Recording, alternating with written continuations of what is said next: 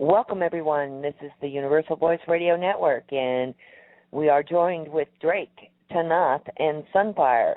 Welcome, ladies and gentlemen. Hello. Hi. How do? Glad to have all of you with us. I know our audience is ecstatic. They have been bombarding us with a lot of questions, so get ready. I hope you've got beverages aplenty to keep your palate moistened up and answer lots of questions, because they've been anticipating this for a while now, and everybody's really excited. So I'm going to let you start out, Drake, and go ahead and let us get started. Okay. A lot of the things that people have been curious about, a lot of the things that are well known to us are not well known to the general audience of the general population of the planet. Many of these things need to be outed, and that's part of the reason that we're having this show. As things progress, and a lot of the people listening are familiar with some of it, some are even beginning to experience it. So as things progress, what we're looking to do is bring more of the information forward so that people will not feel like they've been left in the dark or in some way left out of the information trail. Now, the basis of the idea in terms of releasing information does two things. It gives somebody an option where they can actually make an informed decision about what's going on and whether they wish to participate. Not difficult to understand. Second part of it is that the alleviation of the fear of the unknown and what might transpire, maybes, and other bumps in the night are to be alleviated by turning the light on, letting people know what's going to go on, what they can expect to an extent, and the fact that we've been extraordinarily busy lately. These things have been needed to have been brought out for some time, and I don't mind doing a show of this nature for several reasons. One is that I am involved. The ladies we have on tonight can verify or validate any of that as we can. Now, I will caution people, as I have told them in the past, there are some things, not a lot, but some things that cannot be openly discussed. Some of this information cannot be, as such, outed to the extent that people feel comfortable with. Sorry about that, but that happens. It is a matter of maintaining things in such a fashion so that everything comes off smoothly. In other words, doesn't matter the intelligence level involved, and it does not matter the information involved. What matters is, first of all, making sure that this happens correctly. That's part of it. Second part is to, within that correctness, offer people the idea that they may be able to make their own decisions. Ooh, yeah, free will. And the fact that there are a great number of people, as everybody knows, on this planet that are trying to make sure that we regarner our freedoms. This has been the basis for the activities in the higher realms, known as ETs, angels, etc. There is nothing wrong with somebody taking issue with any of it. The only thing that I ask, as I always do, please do everybody a favor and be succinct in terms of the questions you're looking at trying to get an answer to. I know that it's difficult to ask an intelligent question when you don't know much of what's happening. Some people know more than others. So don't worry about asking a stupid question. That don't exist. And the reason it doesn't is that somebody is honestly wanting to know something that they are ignorant of, that they have not had the information on. And when that information is given, then that person can go and make a really succinct determination as to, well, that's different, or, I thought it was the other way, or whatever the end result may be. We need to strive together as individuals to look at the coming events. And everybody has heard of, we're going to get our freedom back any day, any minute, ooh-wee. And that's great. I am overtly honored to be a part of that. Then you have the other part of it.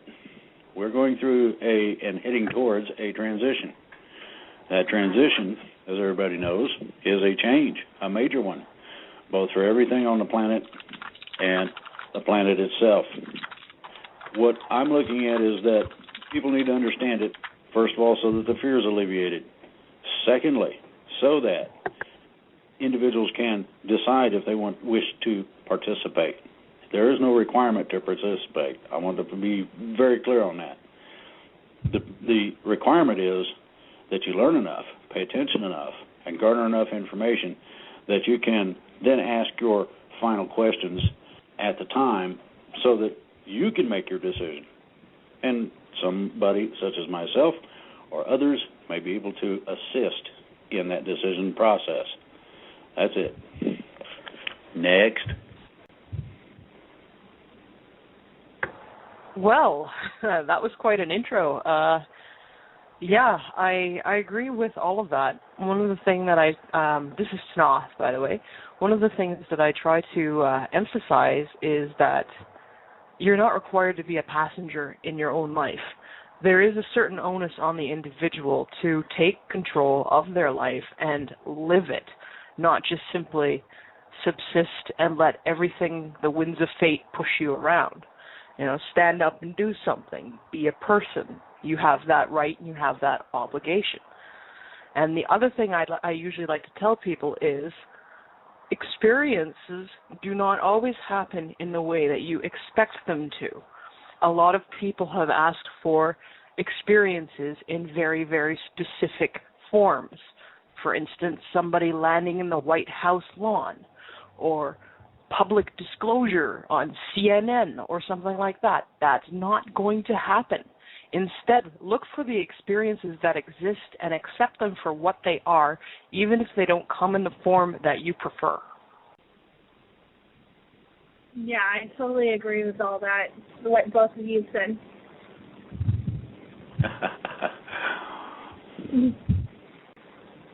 My suggestion is that we look at getting involved with Q&A more or less from the get-go for two reasons.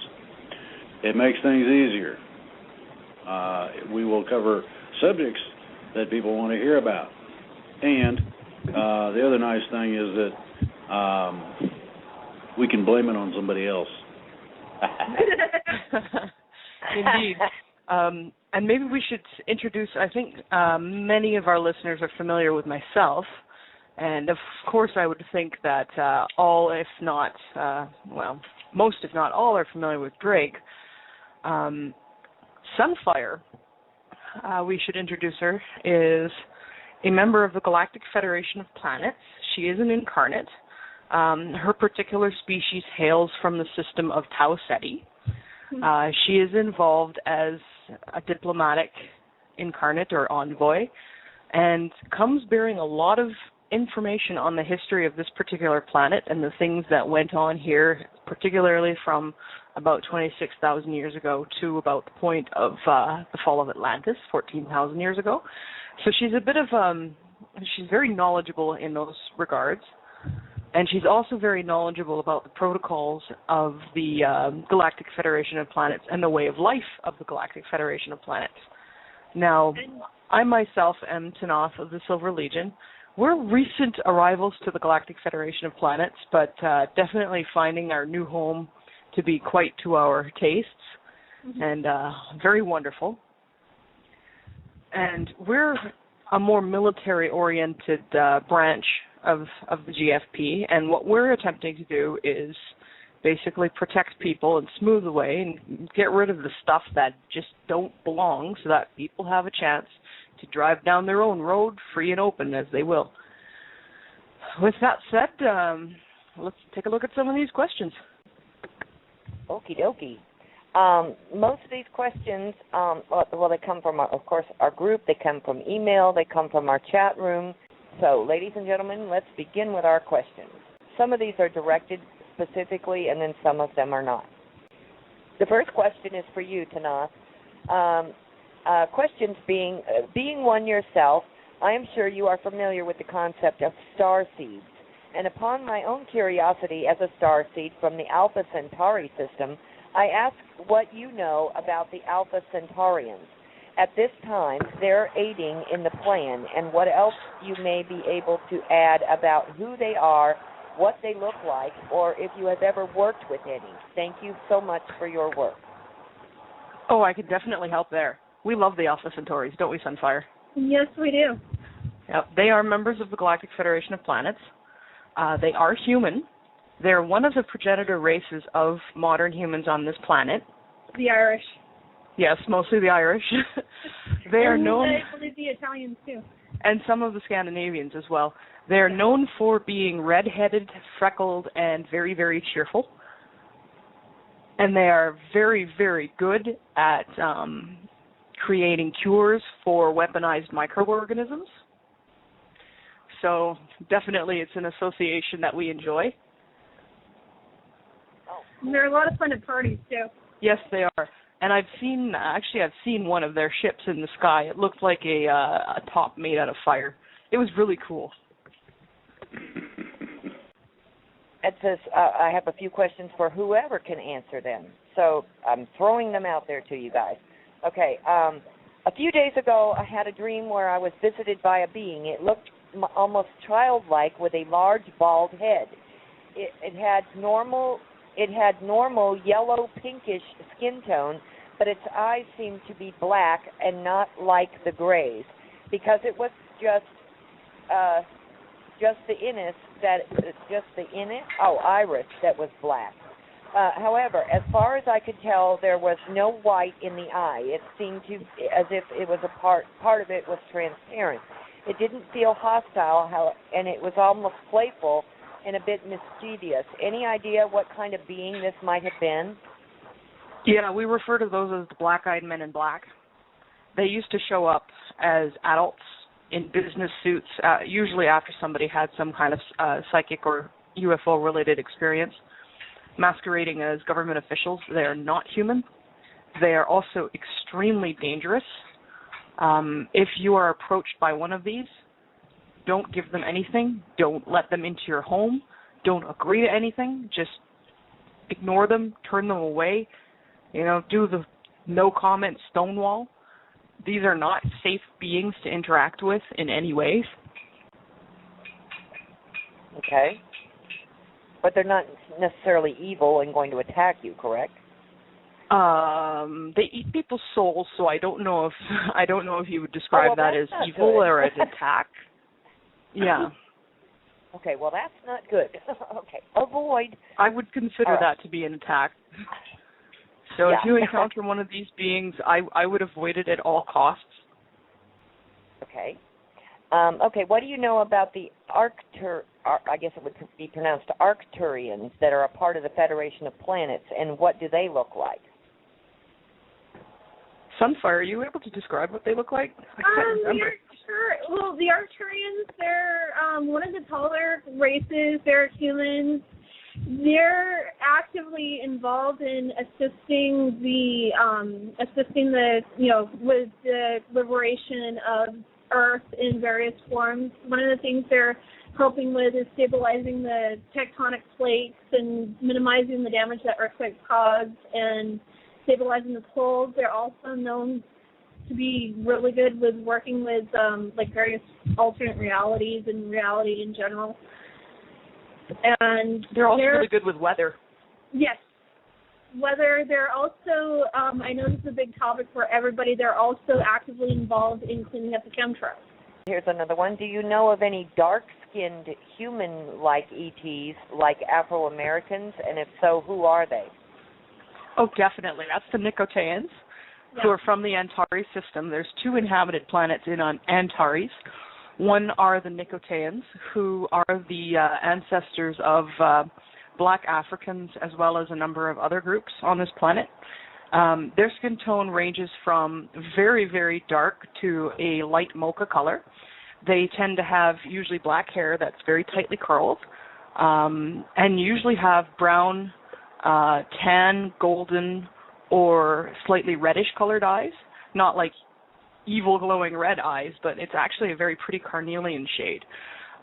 They tend to be tall by Terran standards, usually between about 6 and 8 feet in height, and they are very, very friendly. On their planet, they're typically pastoralists. They really enjoy nature, and they really enjoy, I guess you could say, agriculture and animal husbandry. They are also incredibly competent fighters, but they are very peaceful by nature. So you wouldn't want to start anything with them, but if you did, they'd be the ones finishing it. They're great people, and we are very, very glad to have them as allies and friends. The ambassador to the Silver Legion from the Andromeda Council is actually a Nicotean. His name is Ndano Ndoli, and he's a very wonderful guy. I heard Drake snickering in the background there. Okay. Well, a lot of people don't get this, but I'm going to explain it. People don't understand that you are dealing with off-world languages. When somebody names somebody here on this planet, it seems logical and, everything's cool and, sounds the way it's supposed to and all that. Some of the languages from off-planet, that's like the, upstairs, do not translate well into any form of language on this planet. Consequently, you're going to have these little minor whoop-de-doos in terms of actually being able to translate something. I just thought I'd bring that up for the fun of it. I totally agree. A good example of that is one of the ship or fleet commanders in the Federation. His name, to pronounce it here on Terra, would be like basically throwing out this big, huge swear word with twisting your tongue out at the same time. But the meaning of it is sky ray. It's like the rays that we have here in the ocean, but they have them up there in the sky on their planet.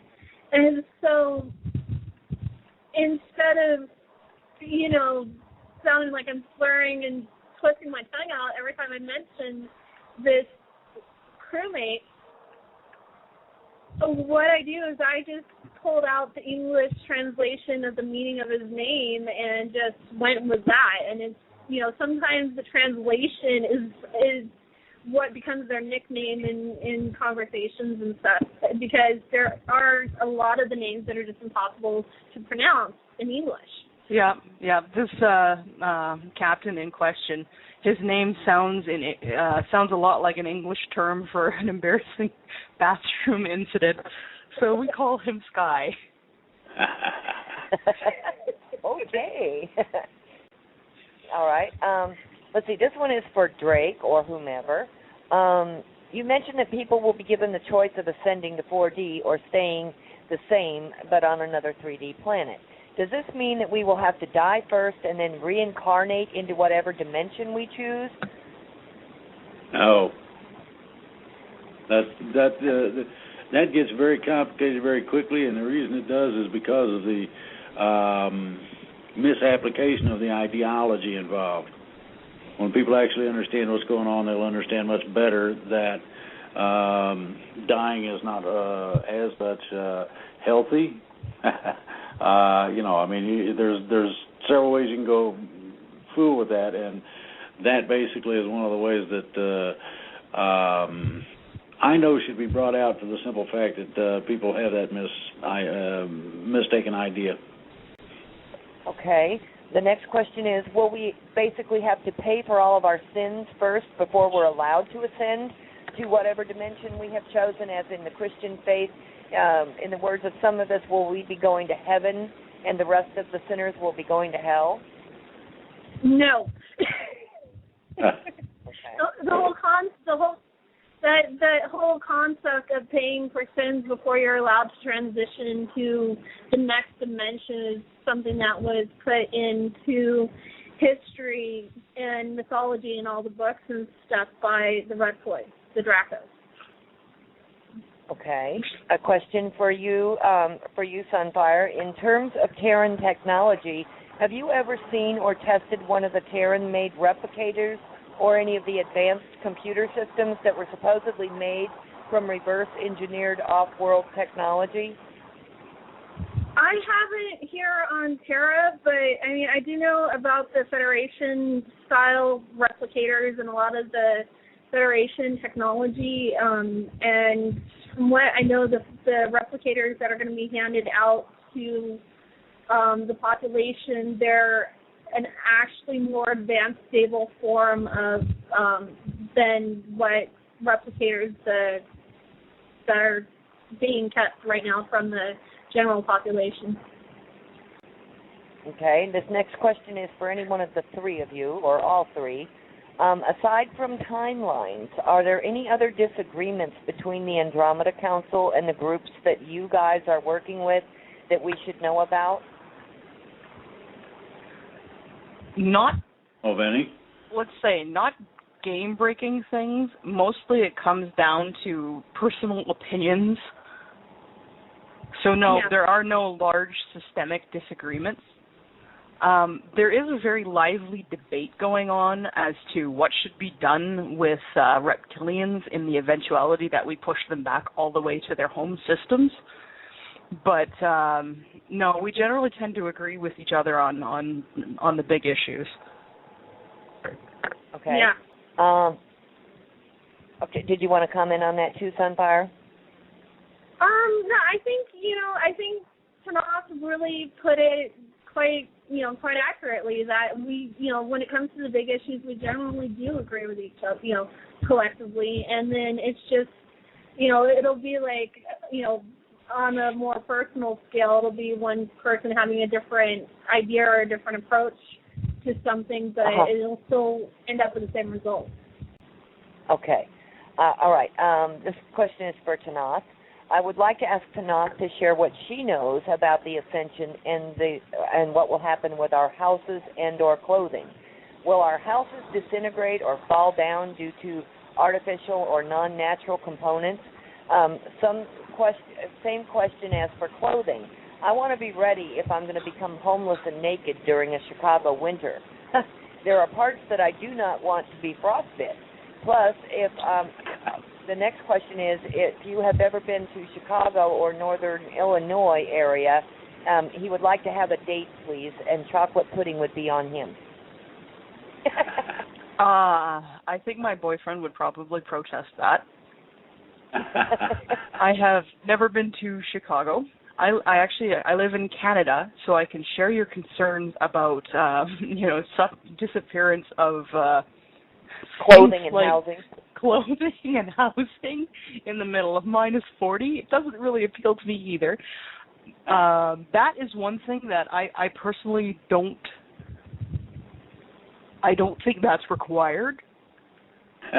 I don't think it's I don't think anybody's going to be freezing their unmentionable parts out in the snow. I don't think that it's, I live a very minimalist life. I don't have a lot of possessions. I don't really own anything except that which I require to live. I have a few knickknacks, but that's about it. I don't get attached to stuff because it's not going to last. It's stuff. What you need to live, you'll have. Further than that, we can build it up again. Gotcha. Okay, I'm curious to know more about the insectoid race. I'm pretty sure that they're not the most cuddly of all races out there, but I can't seem to find much information about them. Can any of you share a little bit about the insectoid race? Well, there's a number of different kinds of insectoid races. Insectoid is a class, not an actual race in and of itself, like human or anything like that. There's many, many different kinds. Some are nice, some are not. We've met some that look like praying mantises and were really, really awful. We've met some that look like praying mantises and were really, really cool. We know some that we call them the paladin bugs because they have a very, very strict honor code, and can't even physically conceive of doing something that is against the honor code. They're really nice guys as long as you know what makes them tick. Okay. And will that be a learned thing? Will we all, when we go through this process, will we, just be thrust among all these different races and have to learn, what's benevolent and what's not, and again? Not right away.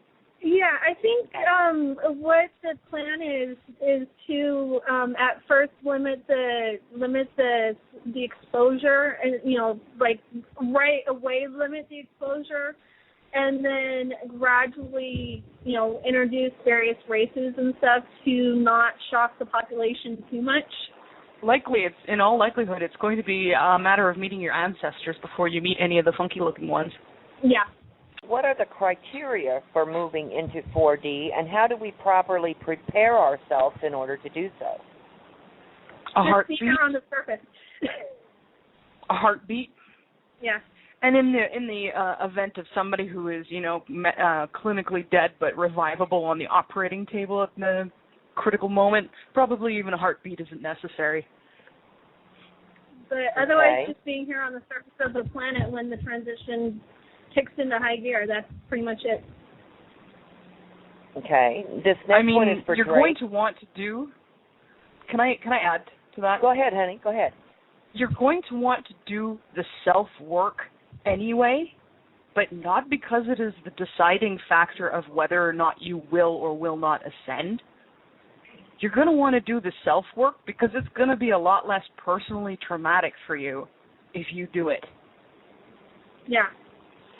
Can you advise us of the names of the planets and beings that are a part of the Galactic Federation of Planets, or is there a place where we can go look that up? And can you post this information, please, on Drake's website or another so that we have a list? Actually, there's several hundred planets and star systems, and as far as I understand it, and there is not a website out there that has any accurate information with the Galactic Federation of Planets or its members. Okay. I could probably compile a very short list, but it would just be very minimal at this point. Okay. And that kind of information is hard to bring through in a large chunk like that. And then also, because of safety protocols, it's not a good idea to name each and every race and being that's involved in the liberation efforts right now. Yeah, there are security concerns with that. Drake, I see you as an idealist. I understand this because I am one too, and that is why I have listened to every of your programs of yours since your interview with David Wilcox, because I do so want to see a better world for my loved ones and all of humanity. But I am disturbed by the talk of the planet's ascension to 4D. My understanding of spiritual teachings is that ascending or evolving is an individual process. In fact, my feeling is that my one true purpose in life is the continued development of my consciousness by means of truth, logic, love, harmony, ability, knowledge, wisdom, etc., over billions of incarnations. To me, this makes perfect sense logically and realistically. In my mind, this is the only way I or my spirit can evolve to become an enlightened human being such as Jesus Christ. To say that a planet can ascend just doesn't make sense to me. It seems that what you are saying is that everyone is getting a free ride into 4D, whether or not they do their due diligence to evolve their consciousness. My question is, do your insiders that give you your information also say that the planet is going to ascend to the fourth dimension like you do, or is this just your belief? Also, religions are said to be systems of beliefs. So how is what you are saying about the planet ascending into 4D any different? And what about free will? Woo. Well, that sounds about average. You're not going to get off easy, Drake. Oh, of course not. First of all the efforts that you're talking about making, they don't stop just because you go up a notch in the dimensions. And I need to express quite clearly that when you change something as dramatically as these changes are that are coming in the transition, you got to learn to walk again. You start out with a lot of knowledge, not that much changes in terms of what your perception is. Then all of a sudden you start running into, well, that don't work right. I wonder what's, all of these first things first, life skills, going from there into more intricate skills is an ongoing process. And as far as I know, it does not stop. The learning process is continual. To give a good light to religious belief causes me one basic problem. Each and every last one of them is contradictory in its basis. In one part of the Bible, as an example, you find a loving God, big brother in the sky, do anything for you and help you out and all this sort of thing. And in the very next chapter, dude, you either do it my way or I'm going to stick a lightning bolt where you don't want one. I find that a serious conflict. Within other belief systems, you'll find similar conflicts of a different type, but conflicts nevertheless. The ideology is very simple. The Creator, and I do not mean lesser gods, Zeus or any of the other people that we know as, quote, lesser gods. The basic law is freedom of will. And I want everybody to catch this and hold on to it, because this is one of the critical points that everybody misses. There is no absolute correct way to absolutely do everything, because nobody except Source knows enough to do that. Meaning that you'll forever strive for the perfection and never quite get there, but you'll make dramatic improvements in yourself in the process. Second part of that is that the origins of religious belief are those whom we fight against. The bad entities that are here on this planet doing the things they're not supposed to do to their fellow man are of the same ilk, the same kind, the same general origin. The ideology then, in terms of freedom of will, comes back to, do you want to go to 4D? Free ride? No. No, it's going to be anything but. This is not going to be a all nice flowers and harps and whatever transition. Some of the things that you're going to experience will test your sanity and your capability to hold on. This I know from my own personal experiences. The idea that somebody gets a free ride to become something that they should not be, well, those people, they have special schools for. There is going to be, for those who are at least aware and not afraid of things that go bump in the night and the dark and whatnot, and think they have a good handle on themselves and the tenacity to keep going, still, you're going to need schooling. And the schooling is for two reasons. The ideology is to do no harm.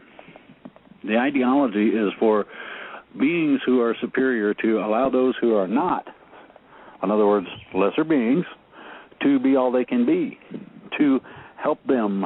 In other words, you don't step on a nest full of baby birds. That ain't right. This is the ideology. So, do no harm. Free will. Those are cosmic laws. You've heard of the karmic law of cause and effect. Yeah, well, you've heard of things called Hades and hell and all kind of nice little places that somebody, I don't know what they were smoking, but they dreamed it up. And I'm not. I got my own nightmares. I don't need somebody else helping me down the road to purgatory. So, Who says purgatory? I can't find that in the Bible anywhere. So somebody made it up. And so you got the imaginations running. You've got falsehoods, you can call them lies, whatever you want to, that have been perpetrated upon mankind for one simple effect. And that basic effect is control. Total and absolute control. There are ETs out there who are some of the most wonderful people I've ever come across, the most enlightening beings and gracious entities beyond my imagination. I could not believe how beautiful some of these things are. And I say things because they don't look like us. They are just a little bit different. That's fine. I don't care. And yet you got the other ones that would do anything to you that crossed their mind that would cause you strife, pain, and other nasty things. You're going to find that man's inhumanity to man is all a big falsie. You'll find that we've been lied to on a very grand basis. Those lies perpetrated our society. The government's loaded with it. I mean, this is more than obvious. So why wouldn't they lie about something that everybody would feel is righteous, would feel that it is a truly heartfelt integrity between you and the Creator? If they can get you to believe the wrong way, then you have serious problems getting your head around the idea that, yes, the planet is going to transition. This is a cosmic clock. It is not controllable. You can't reset it, and the alarm's getting ready to go off. So the essence of what you have to deal with is, no, there's many people that will not. Absolutely. I believe in what it says in the Bible, and you ain't changing my mind, and, They go all nasty about it sometimes. That's all well and good. It's your freedom of will. You make your decision. You'll be given the information as much as you can handle at the time in order to make a good decision for you. Not for everybody else, not for everybody, because everybody ain't going. I'll tell you that now. Those who decide they want to take a roller coaster ride into heaven, ladies and gentlemen, yeah, get in and fasten your seatbelts. It's going to be fun. I hope that answers the question. Great, Drake. Thank you very much. Okay, next, this is for Tanaath and/or Sunfire. We are hearing that we will begin 4D transition soon. Will the healing come to those most in need before 2014, or if it is in 2014, any particular part of that year that you know of? I know exact dates are not applicable, just hoping sooner rather than later. A good friend of mine just had a stroke and is failing fast in other areas. So many of us need help so very soon. Just wondering and hoping that triage will take most needy first and people like me last. Thank you for sharing with us. I do know that humanitarian efforts are a high priority. As soon as it becomes possible, humanitarian efforts take precedent over, for instance, being able to go to your neighbor and say, I told you so. So the emphasis is definitely going to be on that. As for timelines, I don't know. As for whether it will happen before or after transition, it all depends on the events of the next little while, what we can pull off, what you guys can pull off, various things like that. In addition to the natural processes going on at this time, we also have a climate of opposition created by those who would like to obstruct and cause suffering at every point of the way. And, they're keeping us out. Let's see. The next one's for you also, Drake. You said that you can tell if somebody is able to go into 4D or not what can I do, or what does he need to know about me in order to tell if I will be able to make it through to 4D or not? I was wondering when that one would come up. It would take a simple conversation. Certain questions need to be answered to get your feel on things. I was a licensed counselor in Florida, and where I lived for a few years. And whatever someone discusses with me stays with me. I don't advertise for nobody for any reason. Even if they tell me to, I tell them, "No, you go and do it, not me." And I keep that pretty tight to the breast for several reasons. The main thing that you got to look at is this. What is it that you want to accomplish? In terms of accomplishment, you will find that there are not very many things that are improbable for you to be able to access. So the idea of the limitations people would run across in terms of ascensions and things of this nature very well may not be applicable in any way, shape, or form. And many people get lost or have a hard time with that ideology. There's a reason that they do, and that reason is very simple. You have been led down a primrose path. There are a load of people out there that do not want you to know what's going on. The reason they do not want you to know what's going on is because they do, and they want to keep the prize money, whatever you want to look at that, to themselves for their benefit. No other reason. So, in dealing with the things that become most important, it takes personal interaction. And the things that are most important is, one, it's available to whomever really wants it. Number two, each individual has the capabilities that have been discussed. Number three, I wrote a book that explains to you how to become aware of yourself to the extent that you can do something with it. Number four, the idea of these programs is to get the information out that is prevalent. Some of it may not be discussed. You may get an answer of, I don't know anything about that, when we do, simply so that things will work correctly. At the proper time, more information will be added. Until that time, everybody's going to be kind of mum on the subject. Simply, this way, we make sure that everybody has an equal shot to get to where they're trying to go.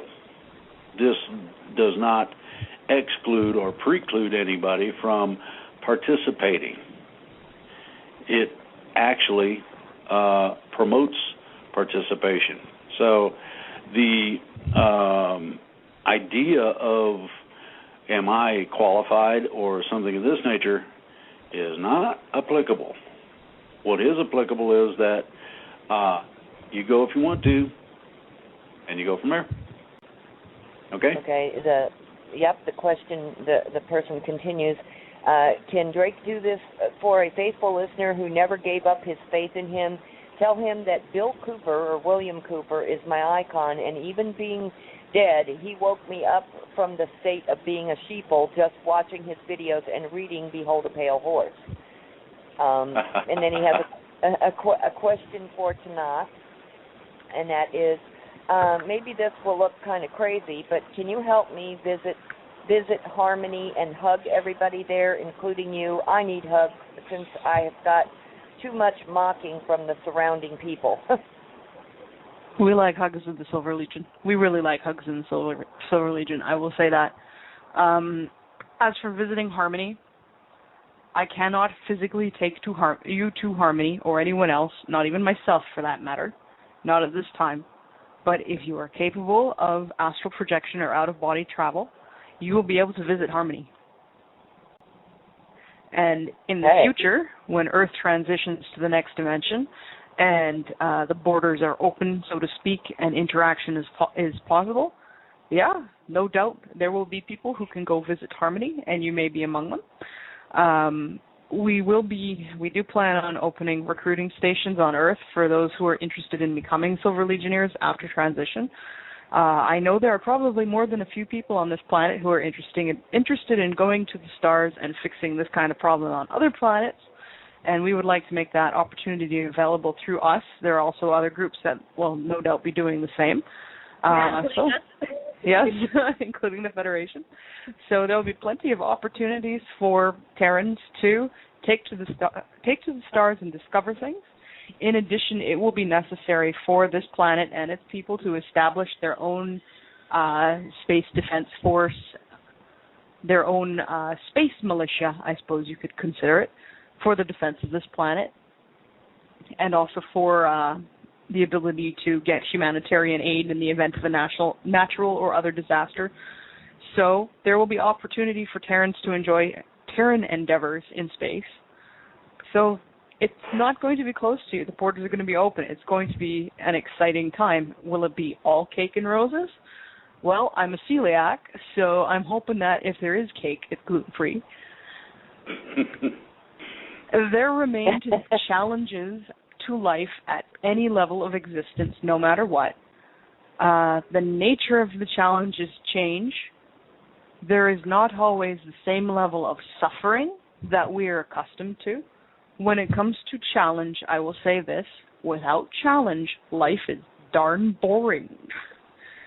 So there will always be something to keep you interested, keep you going, keep you progressing as a being, keep you learning, keep you hopefully loving, enjoying life, and moving forward as opposed to backwards or staying still.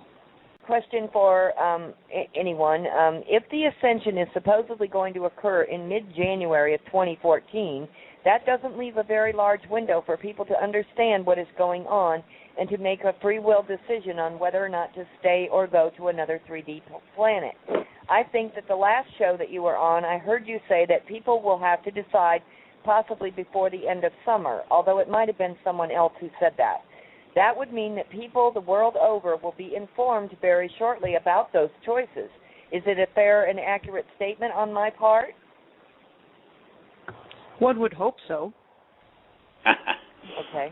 Given that we're talking about a cosmic event here, accurately predicting the time frame and how anything's going to happen in regards to it is just an estimation. I mean, not even the best precogs in the entire universe could accurately predict a cosmic event and expect it to stick. Okay, I do believe that they're getting this mid-January from something that Tolek said, if I'm not mistaken. Right. Yep, that is the opinion and the estimation of the Andromeda Council. Okay. We're a little fuzzier on timelines. Yeah. Okay. Okay. A little more flexible. And then they continued, I cannot wait for the roller coaster to leave the station. This is going to be one interesting ride. Thanks so much for giving us your time to do these broadcasts, and that goes to all of you, and hope that there will be more in the future. So, and we prefaced it with that, didn't we? Okay, Tanaath, I'm very interested in what people from the Procyon system look like and in their culture. Do they have a spoken language? How do their people stationed in our solar system communicate back home to their families? I'm very impressed with all of you, y'all, but especially those guys. Anything specific you can tell us about them individually and as people? I believe the planet is, and I can't even pronounce it, Kaena?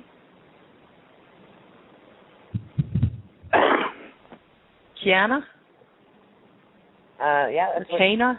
Yeah, I think Kaena is the name of the Procyon home planet. There's some 12 or 13 planets in the Procyon system, and in general, it's the same species that occupies all of them. They're human. They tend to be very tall, on the order of 10 to 15 feet.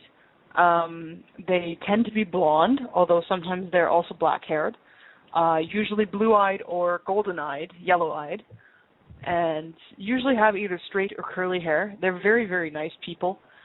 The ones I know all tend to be very, very big practical jokers, especially Kyla. Anybody who's met Kyla in person, now he does exist in the UFO literature. At some point he did speak to some people on this planet. But anybody who's interacted with him closely on a personal basis knows he's an incorrigible practical joker. Okay. Is he not, Sunfire? He is. Oh my God. You end up. All I ever really remember when it comes to Kyla is you end up with your entire core sore as a bone because of him. It's always from laughing so hard. Yep. Give yourself a laughter injury, more or less. He is very, very effective in his chosen line of work. They are in generally a fairly fun-loving, joyful people, which is very, very positive in itself because their system was occupied by reptilians and greys and hostiles for a very long time, and they only recently freed themselves. Most Procyon people have the ability to travel dimensions and times innately, so they're able to go into the timeline and the time stream and do stuff there. When there's anything to do with time, I go running to Kyla because it twists my brain into a knot and I just don't want to think about it. It's kind of like calculus. Okay. They're also one of the most prolific as far as influencing the general global populations. They've interbred on multiple occasions with Karen to help improve the quality of the genetic diversity of the planet. As I know one of the questions was about a language. It's very hard to describe the languages that they have within among them, but one of the languages here on Terra that is very heavily influenced by the Procyons would be Chinese, with the true ancient form of Chinese with the billion symbols comes as a dialect of one of the planets from Procyon. Mm-hmm. And their writing would probably look very, very familiar to those who studied ancient Chinese writing. Mm-hmm. Okay. They use telepathy and ship travel to be able to travel to their families and speak with their families. They have tech that allows them to get home to their families within hours. So, you can work all week on the ship and then go back and spend time with your family. A lot of them have families who are also in the service, so they never really get separated from them either. So it's not such a hard thing. Okay. This next question is for Sunfire. When I was keeping tabs with a man named John Kettler, there was a Sunfire assisting him. Are you the Sunfire on the show tonight with Drake? Are you the same person as the assistant to John Kettler?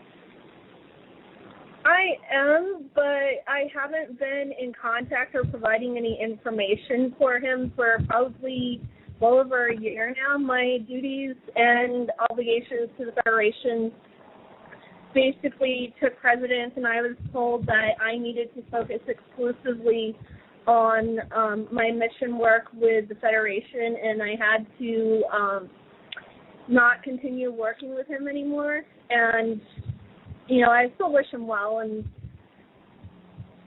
that, okay. So, but yeah, I haven't had any contact with him or provided him any information for well over a year now. Okay, thank you. Why do you think that there is a difference between Drake, your teaching, that everyone will have a free will of choice to transition into 3D or 4D, and the RA teaching that transition will depend on a 50% plus service to others? What's the what teaching? The raw material. Okay. It's the law right. From the Galactic Confederation of Reptoids. Yeah. Yeah. Drake, are you there? You might be sitting Yeah, on I'm the mute here. button again. Yeah, Okay. I did. I was standing on it. People are going to have a choice, okay? I'll say this very succinctly. Some of the information was not freely given or freely available for varying reasons. One of those is that a lot of the people that people listen to decided that they would take it upon themselves to play switch-o, change-o, and we will do it our way and make it come out so that we can get stuff into our inbox and garner a larger audience.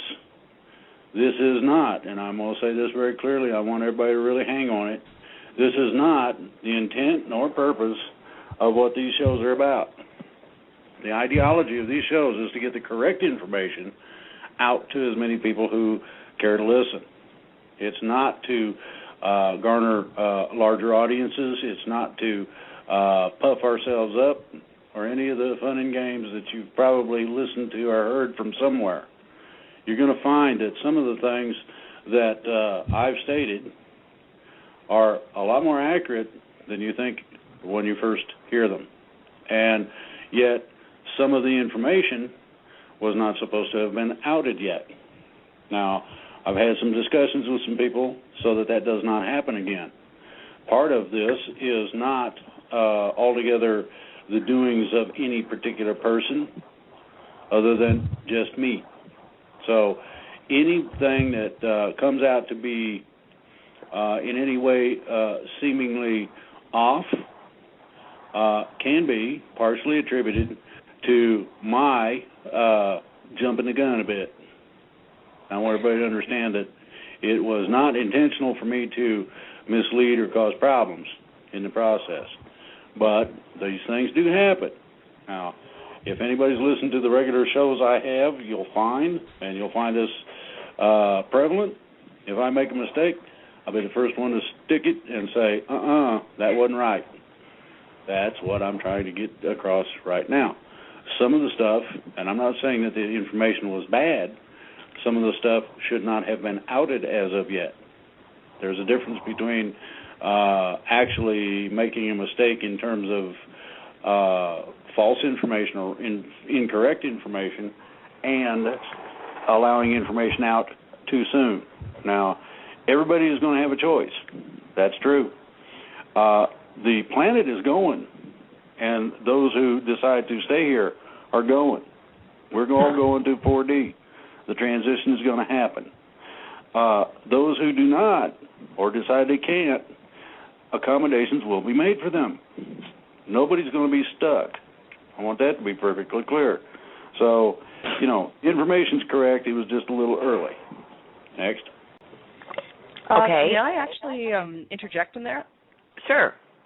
When it comes to things like the law of one material, when it comes to any source at all, whether it's, myself or Tolek or Drake or the law of one or a certain florid commentator on the Internet who runs his own Internet news channels that involves prisons and planets, one thing you should pay attention is how does the information make you feel? If it incites fear, panic, hostility, terror, a feeling of, oh my God, got to do this or that or the other thing, that kind of thing, it is probably not given to you with your best interests or the best intentions in mind. If, however, it empowers you, it gives you an opportunity to think, to analyze, to go forward and investigate mentally on your own, and makes you feel empowered, then it is probably more likely to be useful and true. You're not obligated to take anybody's information at face value. Put it through your discernment. It really does matter. Excellent. Okay, great. You indicated that humans from Alpha Centauria are red-headed with freckles. So if I have red hair and freckles, can I assume that I came from Alpha Centaurian and possibly my mother and her family, since they are all Italian and came from there? Well, I wouldn't. I would assume that at least some of your ancestors are. There's it's very, very rare on this planet that you find a person who is 100% any given genetic group. Okay. That was the whole point behind the experiment, after all. Mix. Most people have at least a combination of between 3 to 7 main influences genetically, but the entire planetary population at this it has between 22 and 25 different races contained within their genetic soup. Wow. Okay. And then you go to Panama and you might find people who actually have all 24 or 25 or whatever number it is. More evenly balanced, yeah. Are more nuclear missiles deactivated, as has been talked about before, including during citizen hearings recently? What was that what is that situation? They're constantly deactivated, and sometimes in the interest of playing pranks, we'll shut them down, turn them back on, or we just kill them altogether. But they're deactivated on the fly. Yeah, but the plan is to remove all nuclear fissionable material from the planet before the transition, because it cannot transition with Terra into 40. Yeah, it's not nice stuff. Drake or Tanaath, is Earth hollow, and if so, who lives there? And is that a place where some of us would like to visit? I wouldn't. Yeah, me either. There's nobody there. I'm not really getting into some of these for a simple reason. I know where these things lead.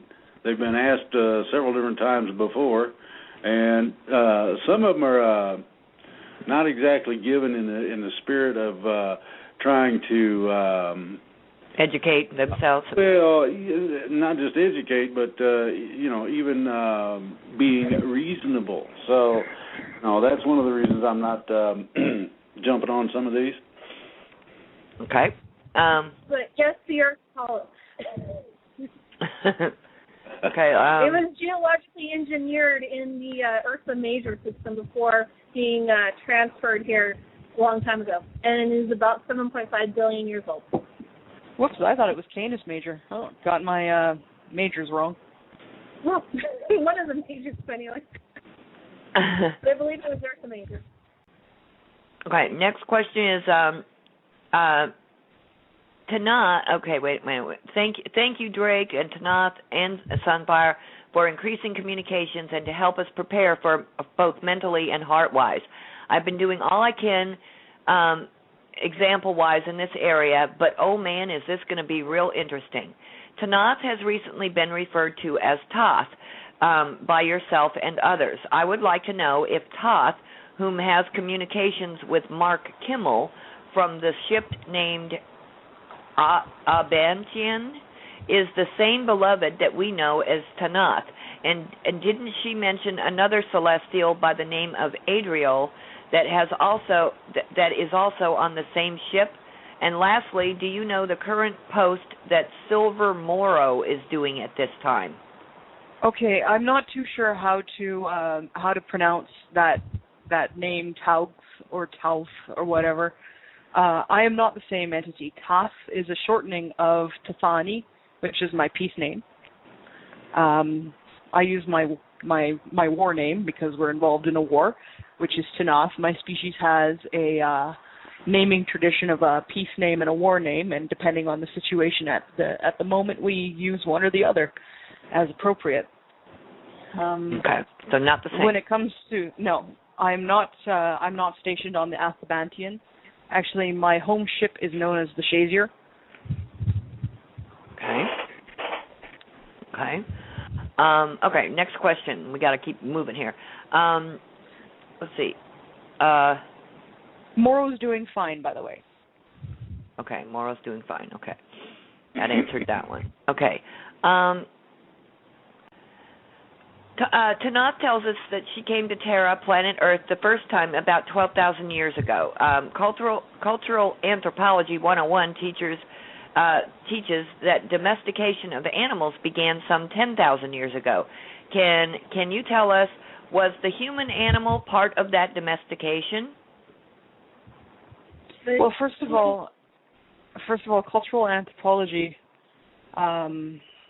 still does not recognize the existence of any of the lost civilization or lost continents. You don't hear in anthropology or archaeology classes about the fact that we have found irradiated cities that are over 10,000 years old that have been clearly hit with nuclear weaponry. There is a lot left out of the official explanation. So we'll start with that. When we move on to domestication of humanity, in terms of reptoid interference with human civilization, yes, that occurred after the fall of Atlantis. Sunfire also has information on this. Yeah. Okay. Yeah. Okay, and the next... Oh, go ahead, honey. No, go ahead. I mean, unless you wanted me to add to that. What they wanted to know was the human animal part of the domestication that went on, and then. Yeah, it was. Yeah. Okay, and the second question is, prior to domestication, were humans an herbivore or carnivore? I believe humans have always been omnivores. Okay, and because in regard. And you're looking at, Homo sapiens being almost a complete genetic different class of humans compared to the others. In the past, you've got the various types, and there's a lot of genetic differences between the the Neanderthals and the Cro-Magnons and that kind of thing, and then you've got current Homo sapiens are probably they're we're different genetically. So we have theorized on this planet events so terrible that human civilization ends up more or less back in the Stone Age. This has happened. This happened at the fall of Atlantis. We went from being a very highly civilized, high-tech civilization with very keen understanding of the world around us and the universe around us to Stone Age. And we had to build ourselves back up, and we had to do so in an environment that included a hostile alien invasion by reptoids. Okay. Very interesting. Okay. The next question, the last question from this person was also for you, Tanaath.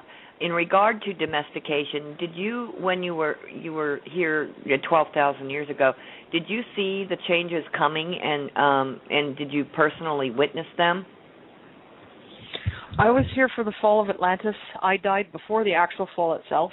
I guess you could call me a casualty of the preliminary events. Okay. In the lifetimes, that was actually what trapped me here. In the lifetimes after that, I don't remember. Domestication is not an overnight thing. Let's put it that way. It is a process. It took a long time. I mean, they did it gradually, and that's why it actually ended up becoming so effective, was because it was done gradually over time instead of all at once. Had it been done all at once, they never would have been able to achieve it. Previously, during a talk show with Vince show, you mentioned about originally people on Earth were having about 900 to 1,000 years of age in a lifespan. Then the reptoids came and messed with our genetics and dumped our lifespan down to our current stage. If the people elect to go to another 3D planet, do you think that their lifespans will be fixed and reverted back to 900 to 1,000 years of age again? It was 1,000 to 1,500, and yes, that will be fixed. Yeah. Okay. Could you also speculate that the lifespan of our Earth humans after we go through 4D evolution? Typical 4D lifespan for humans is between about 8,000 and 15,000 years. Okay, because Tolek had said that it would be about 10,000 years, and I think the Law of One also mentions even longer than 10,000 years. Okay. Well, it depends on the individual species. Like, there's some who don't go as long, and there's some that go longer. 10,000 is a nice midway point, or part of the way point. Okay. Yeah. Another first quartile. Okay. Another question is that you also mentioned voluntary and involuntary pregnancy. Could you expand on this just a little bit and explain how the mechanism of voluntary pregnancy would work? What exactly did the reptoids change in our genetics to make us become involuntary pregnancy from voluntary pregnancy? Well, involuntary pregnancy means that you don't have a choice in the matter. You're not consciously controlling the process. And, while you might be able to control aspects of the process, you're not controlling whether ovulation occurs. You're not controlling whether, sperm meets egg and conception occurs. That's happening. Okay. The way it is in higher dimensions, it's not a mechanistic act of sperm and egg. It is a conscious, intent-based activity of manifesting children in a partnership together. So it's not the same sort of mechanical act that involves the whole chemistry sort of thing. It is controlled through conscious will. Okay. Down here, it was that case. People did have that kind of control over their bodies where they could, voluntarily ovulate. For instance, women could voluntarily choose to ovulate or choose not to ovulate at that given time. Okay. All right. Based on Law of One material, it is said that Cro-Magnon humanoid on Earth evolved from second-density consciousness humanoid to third-density human beings about 76,000 years ago. And it took about 150 years for these two-dimensional humanoids to grow and develop into 3D humans physiologically. And then this 3D evolved human on Earth possessed about 900 to 1,000 years of lifespan. Did human ancestors on Earth really evolve this way? And then Tolek also mentioned that the ancestors of some of the native Indians did come from other star systems. Could you tell us which race of people were originally Earth evolved and which races of people come from other star systems? Speaking as a xenoanthropologist, that is as completely inaccurate as one can get when it comes to the time frame and evolution of Terran-based humans. Okay. Terran-based human species, different types have been. It's been more of a time frame of several 100,000 years that humans in various forms have walked the planet. The current 3D Terran, as we know it, was created probably about 450 to 500,000 years ago. Wow. But they, because of various rises and falls of different societies and stuff around the planet, because you've got, as Native Americans, I believe it's the Hopis that speak of how we have, we're in the fourth sun or something like that. You've got the various rises and falls, and there are various different experiments, and that's why we have the variety of humans on Terra, and why we have Cro-Magnons and Neanderthals and stuff, because they were different genetic experiments. And it was this one that actually worked. Yeah. Okay, this person says there was that another one about natives. Yes. The ancestors of modern North American natives came from the Taygeta system in the Pleiades cluster, planet Dakota. Okay. Solek speaks about this quite readily because he is Dakotan. So he's definitely an expert on that. Okay. Yeah. This person that is writing says, I am Asian of Chinese origin, and we have a saying that Chinese people are the offspring of dragon people. Do we, the Chinese people, have the genetics of the dragon people? And did Oriental or Asian people come from another star system a long time ago, or did we evolve from Earth? The two predominant human ancestors of Chinese people are the people of Procyon and the people of Andron.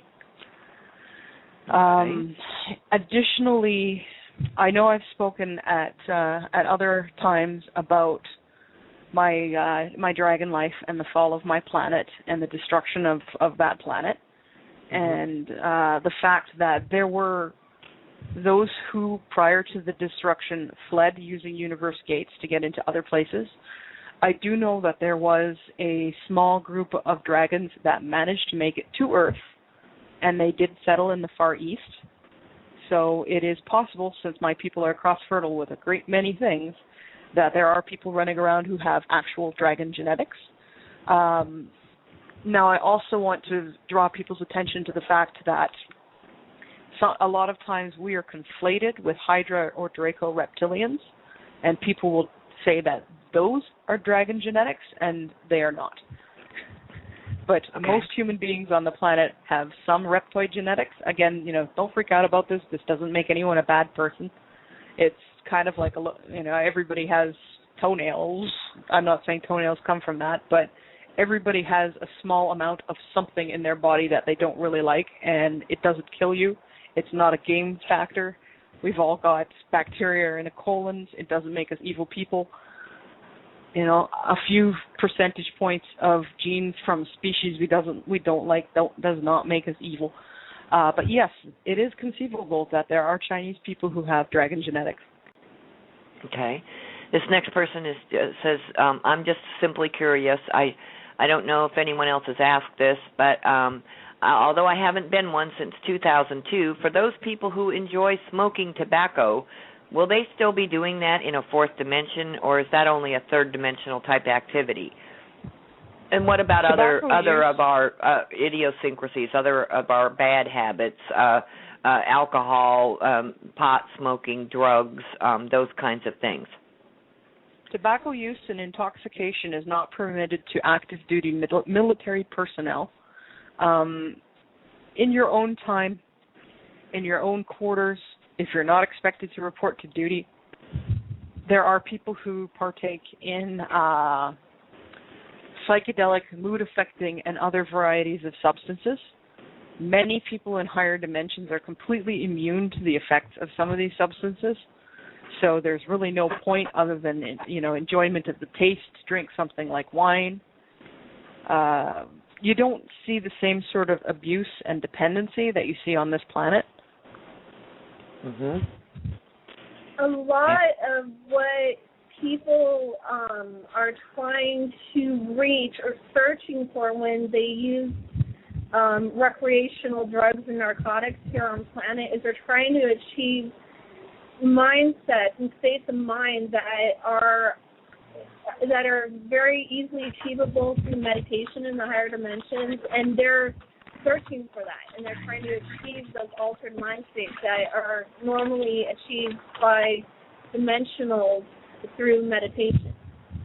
Yeah, some forms of psychedelic substances evoke almost like a miniature temporary ascension, and I can understand why people would chase that. Additionally, the species of the Fae are notorious for substance use. Don't ever eat or drink anything a Fae gives you unless you really, really don't mind living with whatever weird consequences result from this. Yeah, okay. I have a question for Drake, Tanaath, and Sunfire. The people of Earth want to know, who are we really? To be more specific, what species intervened in the genome of the humans of Earth? Is this related to the O, A, B, AB, and RH blood types of human beings and the sudden emergence of agricultural and the latter animal husbandry civilizations of Earth's humans' history? Okay, I think we've adequately answered this already. Yeah, pretty much.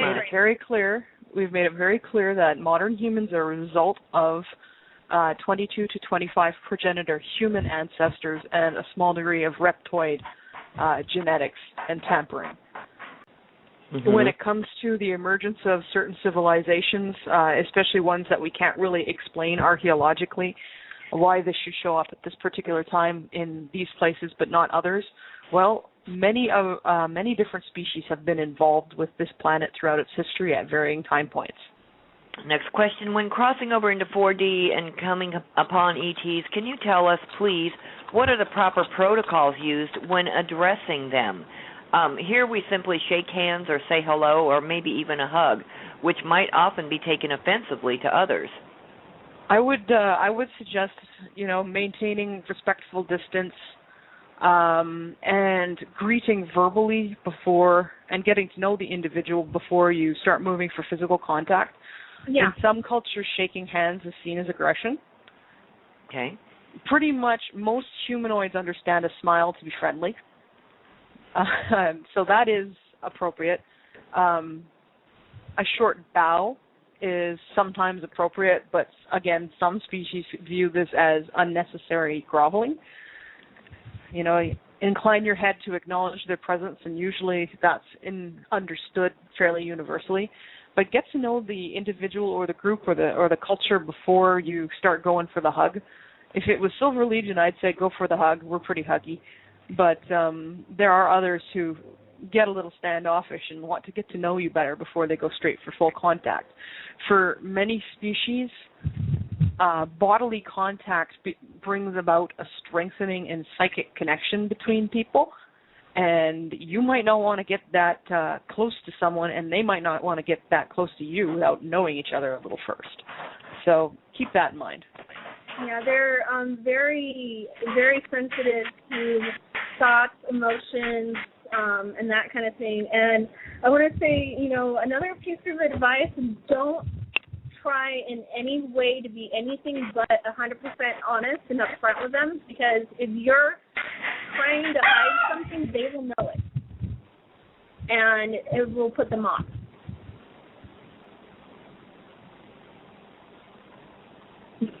Okay, I'm sorry about that.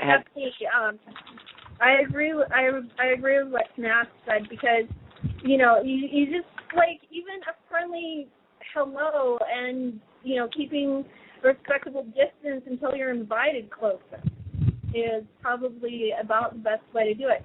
If one of them initiates a handshake, sticks their hand out to shake your hand, then of course shake your hand. Shake their hand. Those old manners that people were taught back around the turn of the last century, the early 1900s into the 40s and 50s. Those are really good basis protocols to go from. And for those that are familiar with the military standards, again, a good place. The manners that are taught in finishing schools, in military. By your grandmother. Those are really good bases to start from. Okay, is our planet safe for benevolent ET groups to land here to make themselves known to us? The planet is safe. The people maybe not so much, particularly the Cabal. Yeah, and right now it's not physically possible, but it was kind of funny. I was told by somebody that the powers that were are saying that if one of the Liberation Forces ships decloaked, they'd consider it an act of war. I replied back, I'd like to see them try and actually do anything about that. Are all cigar-shaped UFOs that some people have seen from the reptilian group of ETs, or are any of them craft from benevolent groups? They're all from reptoid, Cabal, or Gray, non-benevolent groups. Okay, all the cigar-shaped ones. Okay. Yeah, all the cigar-shaped ones. Okay, I would be interested to hear Tanaath's perspective on some health matters, particularly are common vaccinations, cancer treatments, and visual problems? Well, first of all, I am not a medical professional in any way, shape, or form. Now, second, I would recommend that, barring woeful genetic mutations, such as in my own case, I was born with nearsightedness and I have celiac. You could do a lot to support good health of all organs in the entire body by eating the right food, and that does not include, or that isn't restricted to plant food only. However, what you're going to want to watch is the sugar content. Anything that raises your blood sugar is going to cause problems, whether it's natural, whether it's, whether they slap a pretty label on it and call it nectar, or whether it's super processed and comes from corn transformations. Doesn't matter if it raises your blood sugar or it contains fructose, it can do damage in large amounts and you want to avoid it. Many visual problems are caused by interactions caused by too high blood sugar. You're going to want to eat a diet that includes lots of fresh greens, vegetables and green leafy things, fruits that are low in fructose and sugar content, meats that have fat. You've been lied to outright. Saturated fat and cholesterol are health protective. They will not harm you. If you have a cholesterol problem, this is your body's response to too much sugar. It packages up that sugar after it's been transformed into triglycerides, fatty acids, and then packages them around in cholesterol and parades them around in your bloodstream where they start doing damage. It is not the cholesterol that is harming you. It is the triglycerides that are harming you, and it is the consequences of glycation or sugaring that is harming you. If you maintain a good diet with lots of vegetables, an adequate supply of natural fats, and try to eat as paleo as you can, it is health supportive and will reverse a lot of illnesses that result from lifestyle, quote unquote, or environment, quote unquote. It may help support even things that you might otherwise be prone to genetically or because of exposure. Cancer, all cancers, regardless of their cause, have something called the Warburg effect. The Warburg effect means that they feed on sugar. If you provide an environment that is oxygen-rich and low in sugar, it discourages the growth of cancer, even if cancers form. So it can slow it down so it can be treated through other means or even eliminate it outright. Okay. Oh my goodness, I just can't believe the questions and how fast they're coming in. Once we reach 4D, will we all be able to travel to other star systems like, say, Sirius A? I would love to visit the stars, especially the ones that I feel connected to, and I'm sure many others would love to do so as well. You'll have ample opportunity to travel and explore. Anybody who has that desire will be having a chance to exercise it. And Sirius A is a peaceful system, so I'm sure they'll be accepting visitors. They have some incarnates on this planet. So, those will be want to be reunited with their family at some point, I'm sure. Okay. It's not funny, but it puts a smile on my face when some of the questions come through. What will it be like the morning after we go into 4D? Will we know that it happened? I think people are envisioning that it's going to be like the Wizard of Oz, like they're going to wake up and open the door and it's a whole new world. That is something that's probably better asked of Tulik. Yeah, I agree. He's an expert in that, and when it comes to things like what does ascension feel like, what will it look like the next day, how exactly does it happen, I signed up for the mystery. I know it's going to happen. I don't know when. I don't know exactly what it'll feel like or look like or be. That's part of one of the benefits that I was going to do, that I was in this for, in addition to helping, I was going to get to see this for myself and see what it was like. So I don't know what it's going to be like. I'm looking forward to seeing it too. Yeah, honestly, I don't know I don't know what the experience is going to be like either. I'm fifth dimensional incarnate, so, and every other past life I've had has been like above that, so I don't know either. It's it's going to be a great mystery for me too.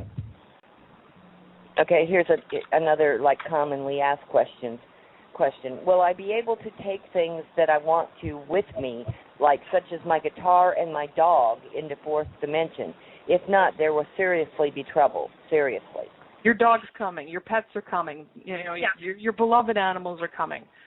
As near as I can understand or comprehend, those things which you put energy into through your love, those persist. Yeah. So if you really love that guitar, it's coming with you. Okay, good. And also, you'll have the opportunity to explore a lot of new instruments that aren't known here on planet after the transition. For those of you that are musicians and into music, there's a whole universe of new things that you guys will be able to explore and experience in that. Music and musicians are highly valued in the higher dimensions.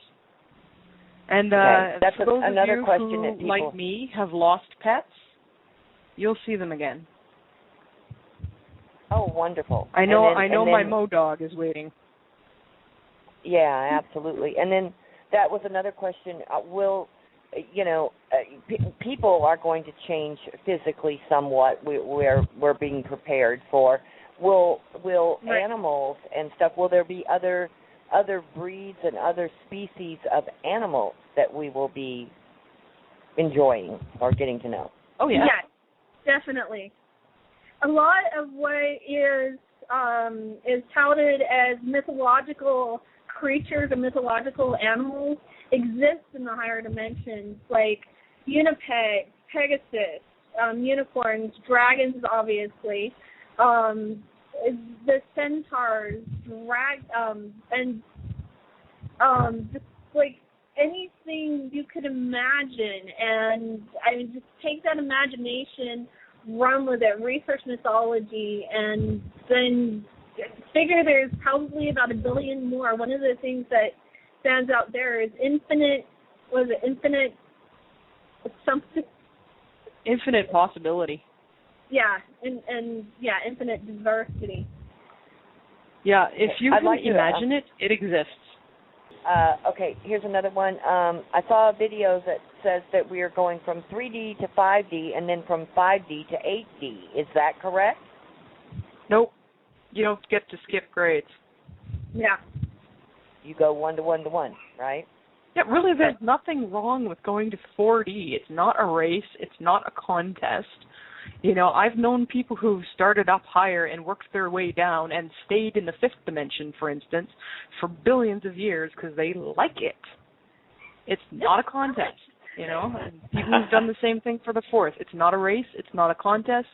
You don't get to skip grades. We're going to the fourth. Right. This person basically said the same thing. They said they had heard that, and they said I heard that we were going to remain in 4D for a long time and then slowly progress through each of the succeeding dimensions, 3D to 5D and 5D to 8D. Because that didn't make any sense. If that were the case, then why would there even be other dimensions that we would skip? Right. Yeah, pretty much. The point is not to race yourself into oblivion here. Right. And I think possibly what that may be trying to imply is that you've got the dimensions basically sit in three. You've got 1, 2, and 3 together, and then 4, 5, and 6D together, and then 7, 8, and 9D together, and then 10, 11, and 12 together, and then you've reached the universal cap for this specific universe. But the dimensions are infinite. Yeah, they occur in triads typically. Yeah. Okay. I know time is just an Earth thing. Do your space friends have some kind of a clock out in the universe, or do they just live in the now? Well, there are objective timekeeping devices, and they do, there is the movement of stellar bodies and interstellar bodies and things like that progresses at a predictable, noticeable rate. But you can put it this way. Here, if my brother is working on something, if he's not looking at the clock, it doesn't matter. If he looks over, as far as he's perceiving it, no time may have passed, but the clock hand may have moved a lot. Or maybe he feels like he's been working for a long, long time, and the clock hand has only moved 5 minutes. The difference between perception of time and linear passage of time are completely different things there. They pretty much, they pretty much live and exist in the moment for the most part. Okay. When we dream, is there a difference between dreams that reflect issues in our waking lives, dreams versus dreams that may actually involve travel to other dimensions? And is there a way for us to know the difference? Yeah, they feel different. I don't really know how to define that other than a feel. But if you've had both kinds, you'll notice they have distinct feelings. The ones that are just the rehashing of your subconscious trying to get something through to you or mull something over, they don't feel as real. The ones that are real feel real. And you get the strong impression that this happened when you wake up. What is up with Yellowstone? I'm hearing that it's supposed to blow soon, as are some other things.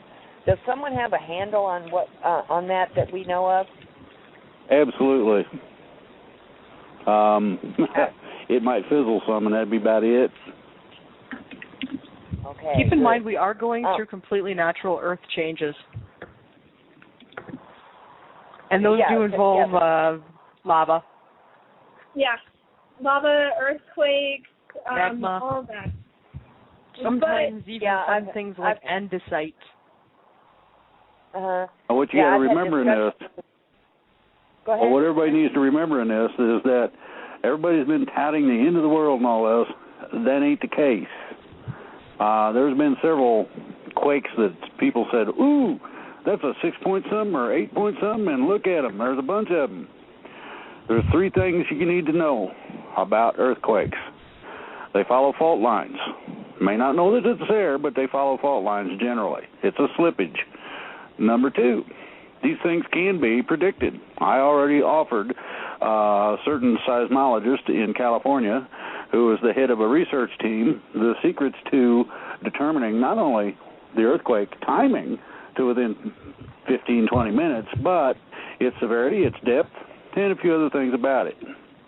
Number 3, understand that there are technologies that people on the planet here refuse to admit exist. First of all, we're familiar with that from the government, and that are of a nature that are so complex, intricate, and interesting that it's doubtful. Now you got to remember, it's written in Fey or some other language that is not easily translatable, and there could be a lot lost in translation. And so most of that is kept to ET. And the extraterrestrials are our brothers and sisters. I would call them extra-terrans, personally, but everybody to their own handle. The situation is simple. Forget the tsunami of 2012. Forget the fact that the bombardment of Earth's core is going to be such that it will heat the surface of the planet and cause it to go fluid, and everything's going to dance around and thump you on the head. That is not the case. It ain't happening that way. That's horse hockey.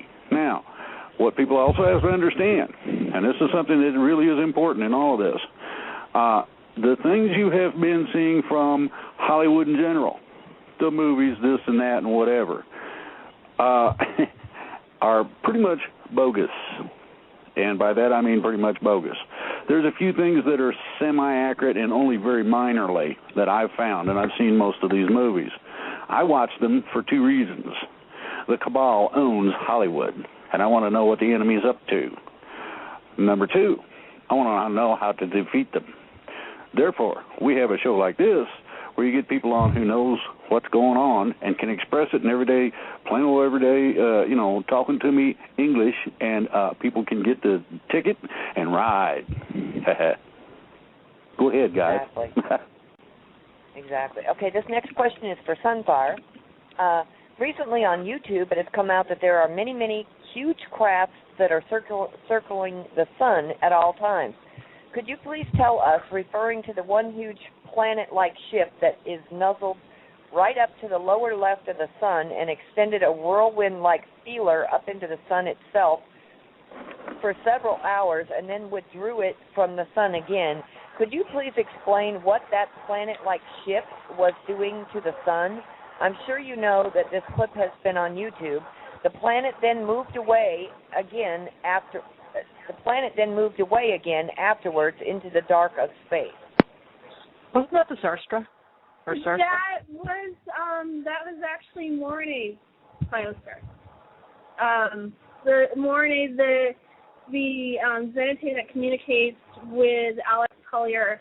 There's probably, a couple, I want to say probably about 25 to 50 different biospheres, which is what we call them, in the solar system. And what that one was doing is part of assisting the sun with the transition. They're converting it from a yellow-white star to a blue-white star. So, they're not converting it. It's converting itself, but it's they're converting helping itself, with but they're helping it, yeah. And they're also in the process of helping to do what they can to stabilize the sun. And the bad guys like to try to mess with the sun, and so the good guys, like that biosphere, will go in and correct things like that to, fix whatever the bad guys try to do. Yeah, the Sarstra is also not shy of showing itself by the sun. This next question is say, show me these ships. You can see them if you get the right opportunity, and don't automatically dismiss it. Also, that's what people are seeing when they see the ships, the big round ships, like, off of Antarctica or off of Arctica, off the Arctic, or the bigger ones that they assume or try to say is Nibiru. It's not Nibiru. It's one of the biospheres. Yeah, there is no Nibiru in the system. Most of those large planet-shaped things are biospheres. And they're all benevolent or positive ET groups. Okay. The next question is for all three. They're here to help us. Okay, to all three of you. Once we die in 3D and either reincarnate or go into 4D from 3D, you would know who we are even from birth, correct? I remember the whole memory wiping being employed by the negatives. Is that right? Ideally, you would recover your memories. It might not be an all-at-once thing. And, depending on how long you've existed for, there might be things you don't remember, maybe because you haven't chosen to, and then when the time is correct for you, you'll remember that again. But in the case of Earth, what was done was hostile, and it was deliberate, and it was in order to control the population. It's easy to say reincarnation doesn't exist to people when they can't remember anything past the current life. Okay. You have mentioned that our pets we will be rejoined with our pets. Obviously, I would assume that means that we will be rejoined with our loved ones and family that have passed before? Yes, provided they have not already gone on to another life, in which case you'll still encounter them, but they will say, oh, hi, I'm so-and-so. I was your this relative or this friend. Are we likely to still have you'll the encounter same the people. Yeah, are we likely to still have the same parents, etc.? The thing about family through multiple lives is they still remain your family, even in other lives. I have brothers from when I myself was Tausetian.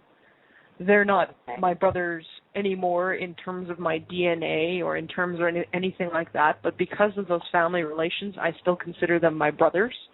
I have my dragon brother, who's been with me since the dawn of my time, and I still consider him my brother, even though we're not genetically related, and I've had many lives in which he was not a family member with me.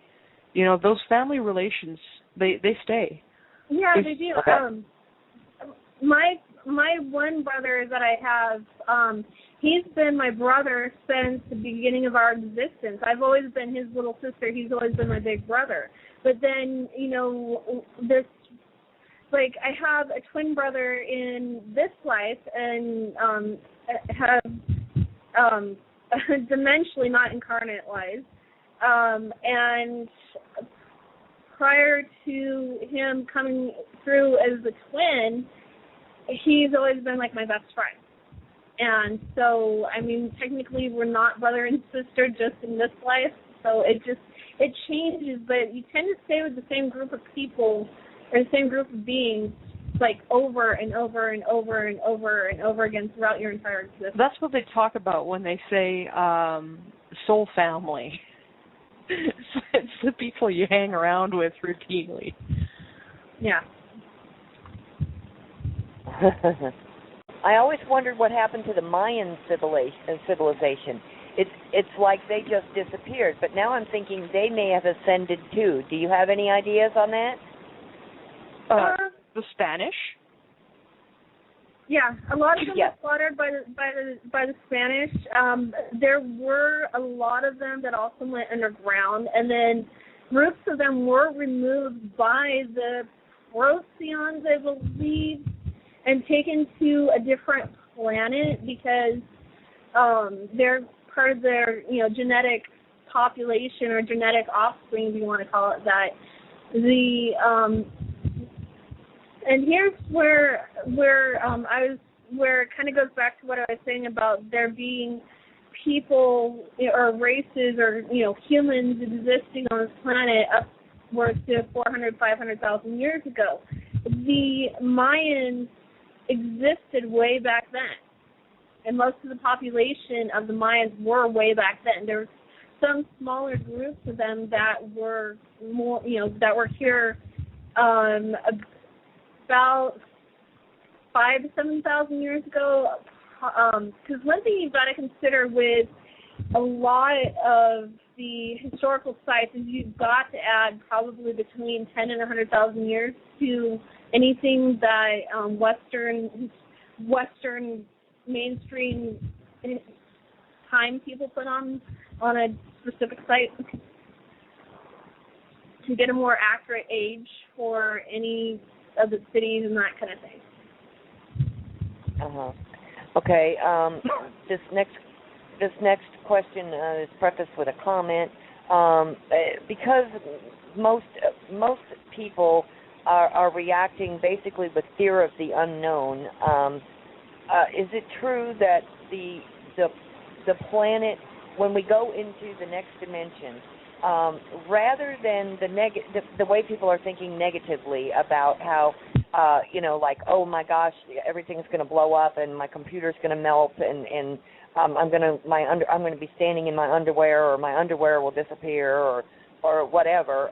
Isn't it more likely that our planet, much of what we are accustomed to and what is tangibly worth saving and everything is going to remain, and the planet will be largely enhanced, like maybe like the lost city of Atlantis will reappear, and but the Great Pyramids will stay, and those kinds of things. Well, I'm not too sure on Atlantis and the pyramids, but yeah, that which is beneficial, I'm sure will probably either stay or have a chance to be recreated in some manner. Yeah, there's going to be a lot of the. I was told recently there's going to be a lot of the ancient historic sites, like for example the pyramids that are being destroyed by systematically by bulldozers in South America, those are going to be rebuilt. A lot of the ancient megalithic sites are going to be rebuilt and restored. I think a lot of what people unwittingly mean when they say that Atlantis is going to return or rise again or something like that is that it's going to be brought out of the nobody talks about it file, and it's going to maybe even become a dive site, because the continent itself stretches from France to slightly south of the United States, and kind of in underneath Florida. Mhm. Okay. And all right. So I think that's probably what people are talking about when, Atlantis is going to rise again. Of course, it's going to be brought out into public knowledge. But as we ascend, will people, if they want to remain in a bonded relationship, husband and wife, as they ascend, will they be able to choose to stay together? Oh, definitely. Yeah. Okay. Relationships and marriages can exist up there too. Yeah, I've been with the same guy for almost my entire existence.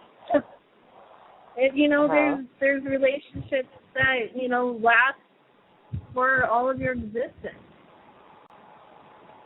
Okay. This is a question to all three of you. They want an answer individually. Can you feel our energy?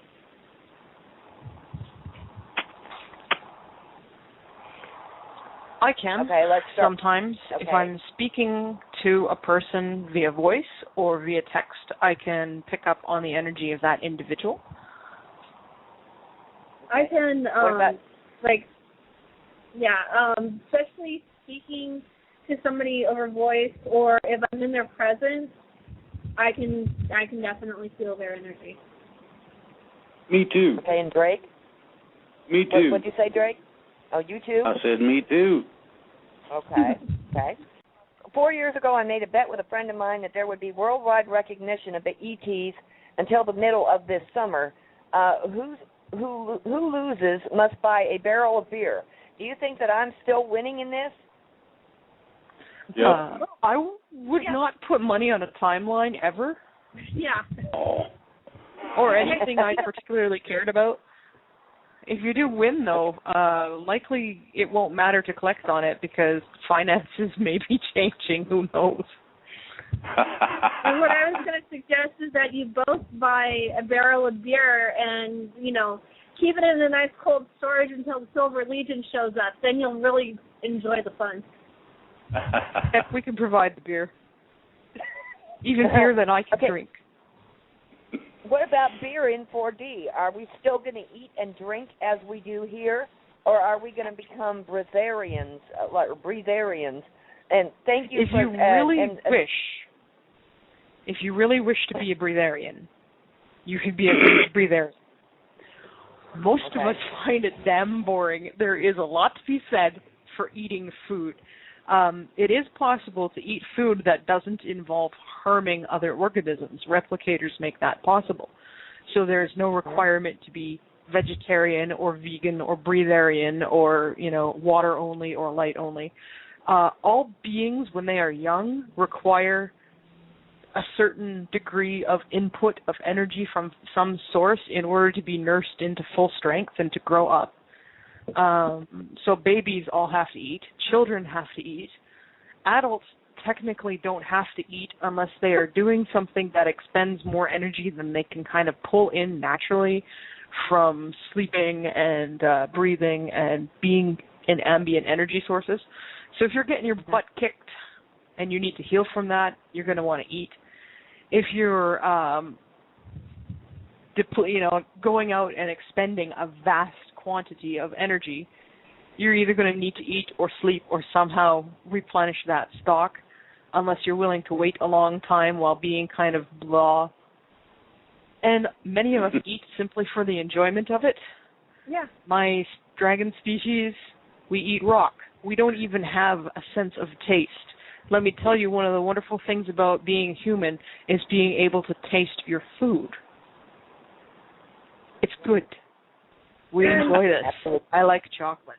Yeah, and there's countless,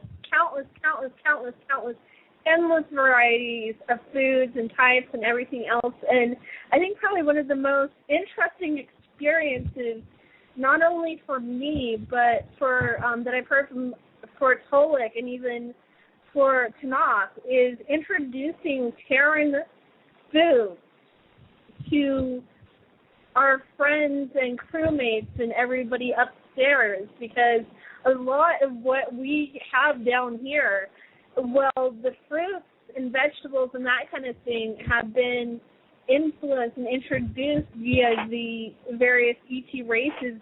They never until just recently experienced things like pizza, ice cream, popcorn. Popcorn is a real favorite of my brother's. Yeah. They go absolutely ape over it. And my Admiral is absolutely crazy about blueberries, believe it or not. And I've never met an Androni who does not like peanut butter. Pumpkin pie, too. Pumpkin pie, okay. My brother, for example, he got introduced to Starbucks, and he is literally the only Chalcedian in the entire race that likes chocolate. Yeah, they don't like chocolate. He goes crazy over chocolate, and the rest of us are just like, ew, are you? What? Chocolate? I remember the first time I asked one of them if they liked chocolate, and they were like, no, and I said, what? We don't like chocolate. Are you kidding? No. And, oh my God, introducing ice cream to them. They like ice cream. And milkshake. Milkshakes, yeah. Nice cold things. Okay, next question. Okay, go ahead. I was gonna suggest that Tanaath tell, just because of the instance of how funny it was, about her experience with her one brother and the Applewood smoked bacon. Oh my God, crazy about bacon. I have never seen anyone go so crazy over bacon in my life. I mean, bacon is pretty good, but he'd be attempting to beat it off my plate. He liked it that much. She had to literally, I had to make him stick to the ground. Yes. Or tackle him down, because if I let him near the pan before I got there would be none for me. Oh my. And taking him grocery shopping is a lot of fun too. Yeah, he spirit projects down, which is fortunate, because if he was down here physically, we'd get kicked out, because he's got to take a bite out of everything he encounters. Ouch. Okay, well, fortunately, when he's spirit projecting, he's taking a spirit bite, so it doesn't show up on the actual food. Although, if you're sensitive to energy, if you eat something that somebody has already eaten, it tastes weird. And I think probably one of my most memorable experiences in dealing with food and dealing with the dimensionals is my brother and his propensity to literally physically steal food from me. One of the times, for an example, I waited until, I love pomegranates. I waited like the entire time they were out of season to go to the grocery store and get pomegranates. I was so proud of myself. I came home with 3 of them. I went into another room and came back. There was one missing. And I heard the giggling from my brother, and I knew he had taken it. We lost the cucumber to mysterious circumstances here the other day, and I'm wondering if maybe that was the case.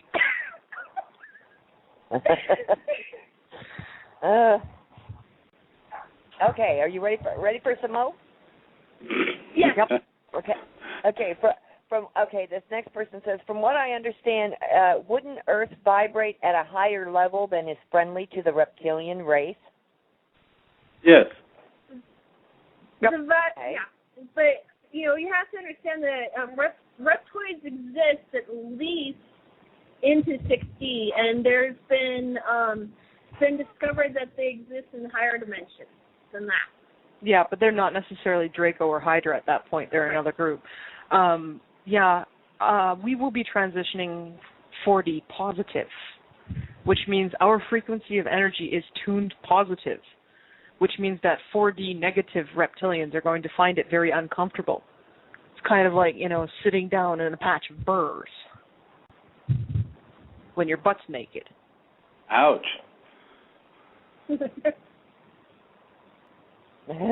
Okay, this next one is for Drake. Okay, Drake for comment. Drake for comment. Okay, for Drake. I usually have UFO sightings, and that is because I ask them to show up. They look like colored diamonds from red, blue, green, and orange. I asked them to give me a sighting if you were for real, Drake, and they showed up in an instant. This is why I keep following you. I haven't even asked them to follow me home, and they have followed me. When me and my mom got out of the car, we can see it passing over us, and then they take off. I know that they can hear me and that they interact. One day I asked them to show up for my mom at a certain time when she got out of work. When my mom parked outside, I looked up in the sky and I told them, "Where are you?" And right then, 2 giant crystal-like looking light UFOs showed up, and my mom was shocked. She was really taken aback. She now believes that they are real, and I can interact with them. Now when I go outside sometimes, they are there, and it is funny that the first spot I look in the sky, they are there, as if they can read my mind where I'm looking. Can you comment on this, Drake? Do you think it's for real? I would say it probably is. What you have to understand is one thing, and that is that E.T., brothers and sisters, however you want to look at that part, you got to remember that they do have a sense of humor. And there are very few things that they will ignore in the process of exercising that sense of humor. So, Indeed. Yeah. Okay. All right. Let's see. This next one is, do I understand correctly that someone will come and talk with us about if we want to go to 4D before that time will come? Or will everyone just instinctively know that this is going to happen or will it be like an announcement? I'm not exactly sure on the modality. I just know that everybody will have a conscious choice. Yeah, Tolik talks about the Andromeda Council is, according to him, going to be coming down and basically holding town hall meetings in various places and doing the outreach, and then various groups from 4 different planets are going to be landing and just walking around and meeting people, and that they'll be informed that way. The Federation has our own plans, but we're more focused on the humanitarian relief, where we're happy to let the Andromeda Council handle the civilian aspect of it. Yeah, we're definitely not against or opposing them. In fact, we think it's a great idea. We're also going to be doing our own efforts. Yeah. Okay. I recently saw a most compelling video about Project Serpo, S-E-R-P-O. Do these EBENS, E-B-E-N-S, as we call them, and have a police-type planetary system much like that which is being actively developed here present a threat to us? Have they a membership in the Galactic Federation of Planets? And, if I may, we have a lot of damaged vehicles down here. How can we teach better? As far as the EBENS that are in connection to Project Serpo, no, they're not a member of the Galactic Federation of Planets. We don't have any of the gray races that are part of our membership. They're active enemies of us, actually. So obviously they wouldn't be in our membership roster. Okay. All right. As far as the damaged vehicles, well, there's going to be a lot of healing and that kind of stuff done and available to the population. Both mental and physical. Yeah. and emotional and spiritual and basically the whole 9 yards. And it's not going to be a matter of teaching you the one true way, because there is none. It's going to be a matter of empowering you with the tools to find your own way. Okay. All right. This question is for both Tanaath and Sunfire. For some of us who are facing extreme conditions such as hunger, stressful lawsuits, imprisonment, can the Federation or the Silver Legion beam us up to the biosphere? Not as of yet. Like I said, when it becomes possible, humanitarian relief is intended, and some of that relief is going to be aimed at people who are in sensitive circumstances. But as of this moment, it is currently not physically possible to do so. Okay. All right. Who are the sphere-shaped ships? They look like Borg ships, but they are shaped like spheres, or spheres. Excuse me.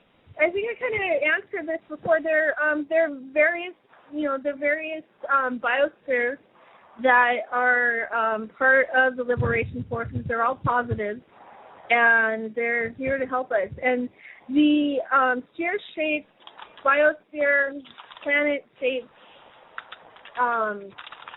ship shape is more of a permanent, long-term shape that is chosen. Excuse me. Instead of, where you have the more fancier-looking stations like you would see on Star Trek, Andromeda series, that kind of thing, for various reasons. And spheres are great. They have wonderful structural integrity. And they're a lot easier to keep heated versus, something a little more ornate-looking. If you're talking about small spheres viewed in the atmosphere, most of these are drones. Yeah. If you're talking about large spheres like planets viewed outside the atmosphere, those are biospheres. We have this fourfold huge change culminating. One, the money system failure, hopefully signaling the last gasp of archontic control over us, and switch over to reasonableness a la Neil Keenan and others. 2, the meeting of our star families, decision time. 3, the physical expansion of Terra/pole shift, angle correction a la complete movement of Terra into 4D space. And then 4, our own expansion event when our bodies become 4D, translucent, taller, lighter. My question is that the order in which these events will occur is not a certain thing. How much of a possibility is it that we will go through the bulk of it on our own without the benefit of having that reassuring talk with EDs prior to the event? Unknown. Yeah, it's unknown. It's not something that we can predict at this time. Question number 2. Tanaath spoke of the Dow subterranean baddies. The DOW, spoke of the Dow subterranean baddies.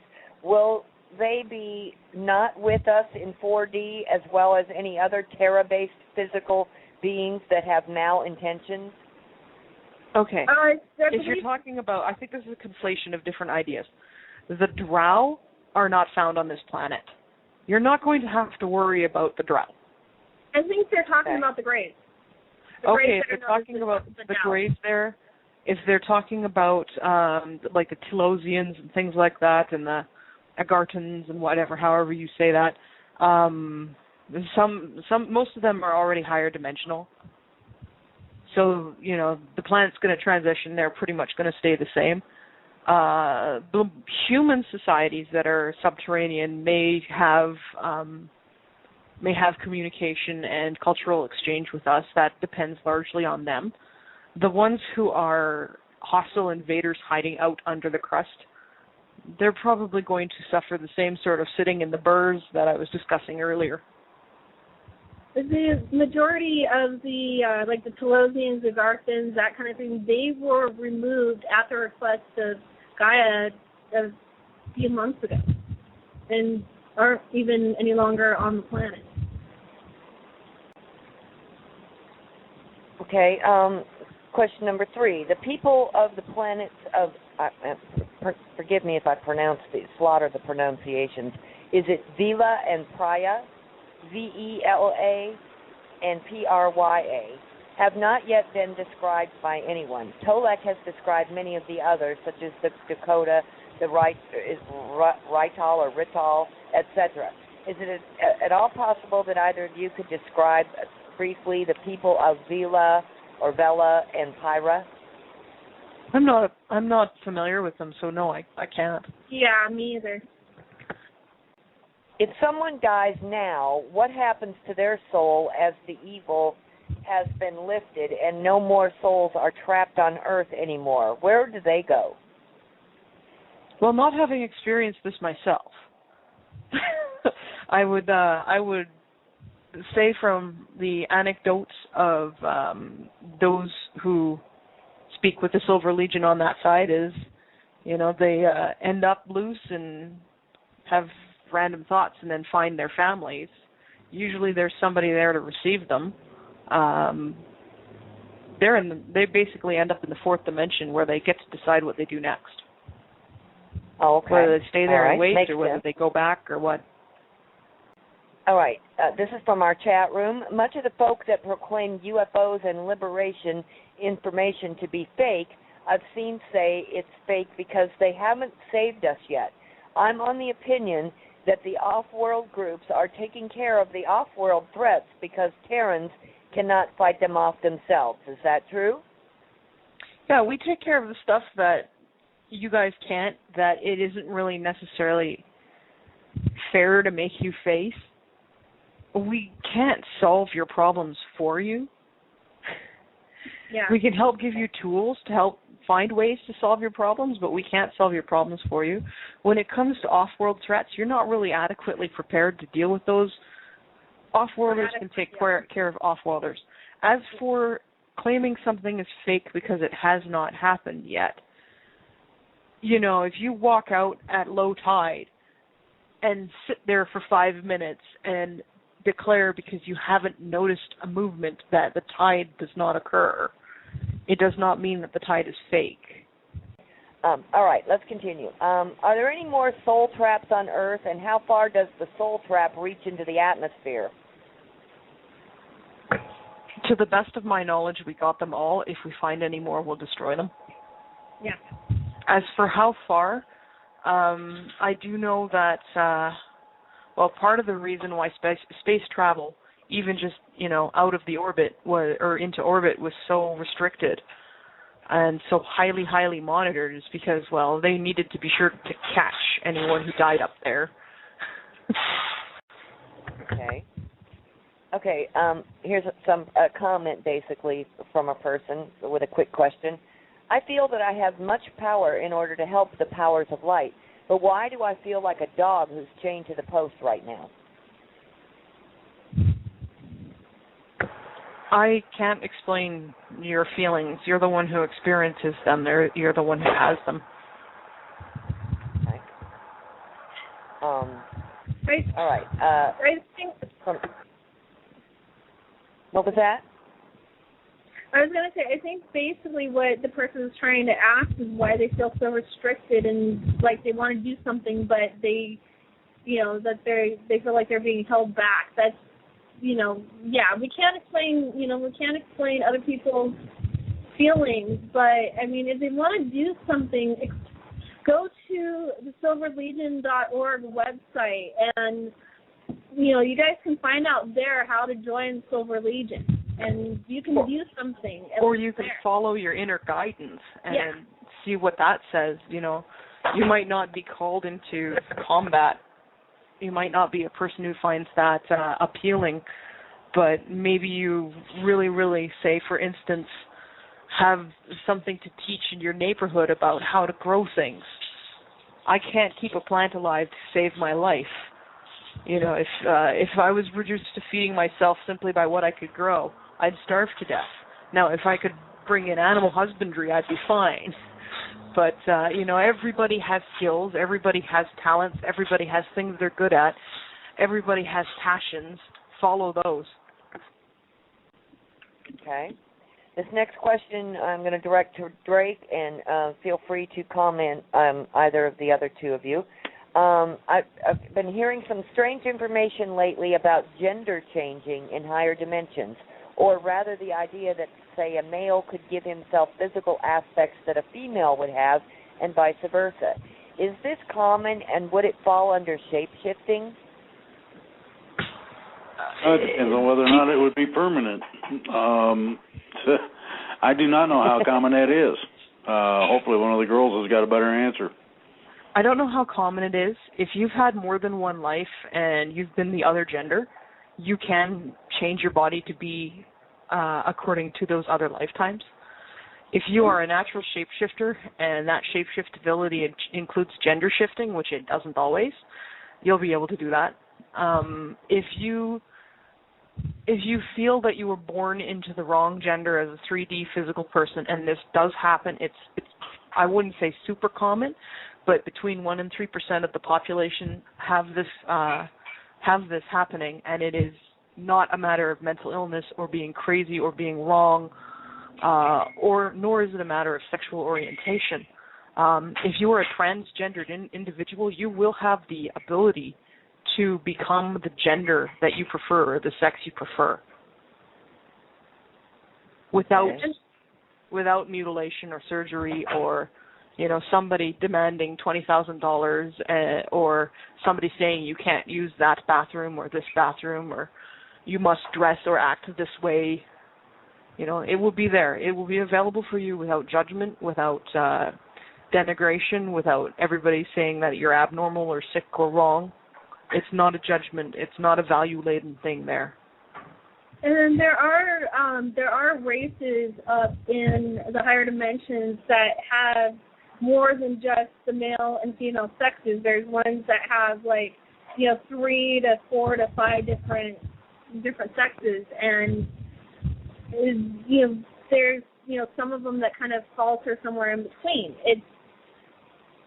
So, I mean, it maybe that's where the question is coming from. I don't know, but I do know that those exist, and I do know that there's sometimes that they'll play around with stuff like that, and they'll use holographics or illusions. Yeah, and there's species that have multiple genders, more than 2. Yeah. And there's some species that have neutral genders as well that aren't involved in reproduction. Okay, this next question is it true that our solar system is heading towards and rejoining the Orion constellation? No. No. Okay. A constellation is just a grouping of stars by visible appearance. Some of them may be hundreds of light years apart from each other and not actually proximate to each other at all. And it depends also on, at what position a star or a planet is viewed from. From the perspective of several other star systems, we would look like we're in the Pleiades cluster, and we're not. It just depends on the perspective. Now, when talking about observer status, there is no privileged observer status. From our position as observers, the constellations appear in certain positions. From other places in the galaxy, they appear to be different. It's not a static thing. It's not. I don't know if static is the word I'm looking for. They also change over time. They drift, but it's an arbitrarily defined thing that's based on the perspective at a given position of observation. They're not natural constructs. They're just there. They appear to be close. They're maybe not actually close at all. Okay. All right. Let's see. Is the large planetoid object spotted at the South Pole a craft ship? And if yes, whose? And we answered this. This is a biosphere. Yeah. It is a biosphere. Yeah, the 2 ships at either pole are Arcturian. They're stabilizing the poles to keep the planet from flipping over on itself. Too fast. Okay. Too fast. Will music be changing much, and is there a form of rock and roll in 4 dimensions? My Tausetian brother, the one who absolutely goes crazy about bacon, loves classic rock and roll. And oddly enough, the Rankin family, don't ask. There is an appreciation for music. Okay. I think music in the higher dimensions is a lot more expansive because, I mean, for example, Morne, the Zenite, he goes and in his spare time records the various sounds of the planet that they make naturally, and then combines them with instrumentation and makes these beautiful albums. Music of the spheres, indeed. Yeah, it's incredible music. So I think for those those that are interested in the creative pursuits like art and theater and music and dancing and that kind of thing, it's very expansive, and there's a lot of support and encouragement for creative pursuits. If you want to see the admiral of the Androni fleet make a face, play bagpipes. Okay. Next question is, what is your opinion on radionics machines, and will radionics or tuning forks and vibrational healing, Reiki, and other healing methods all be redundant after a shift to 4D? No, actually, energetic and chi or ki healing is basically par for the course. And machines that use, I guess, what you would term down here to be radionics or orgone or things like that. That's the normal thing up there. Yeah, including like color, sound, light. They use, color. They use sound. They use light. They use vibrations. They use anything that you would be termed like an alternative healing method. That's, for those that really want to stay with the medical industry and the healing modalities, that's where you want to go, because that's what, like Tanaath said, that's what is very common up there and still used even in, like, the Tausetians, for example, that are like, we're like about 1.2 billion years advanced of Terrans, and that's the stuff that we use. Yeah, watch Star Trek. That little thing they spray, or the yellow card that they spray, or not the yellow card, the magic stuff they spray on soccer players. We got stuff that actually works. Yeah. Part of this next question is missing, but I'm hoping we can figure out what the question was. I understand that we are energy beings having a human experience and are aware of energy work. I am currently using HemiSync to have out-of-body experiences, slow progress. If I wanted to come into contact with the Silver Legion, and that's where it stops, I think what they want to know is if they want to come into contact with the Silver Legion, how do they go about doing so? Intent. I've said this many, many times. It's a matter of intent, maintaining focus and intent long enough to find yourself there.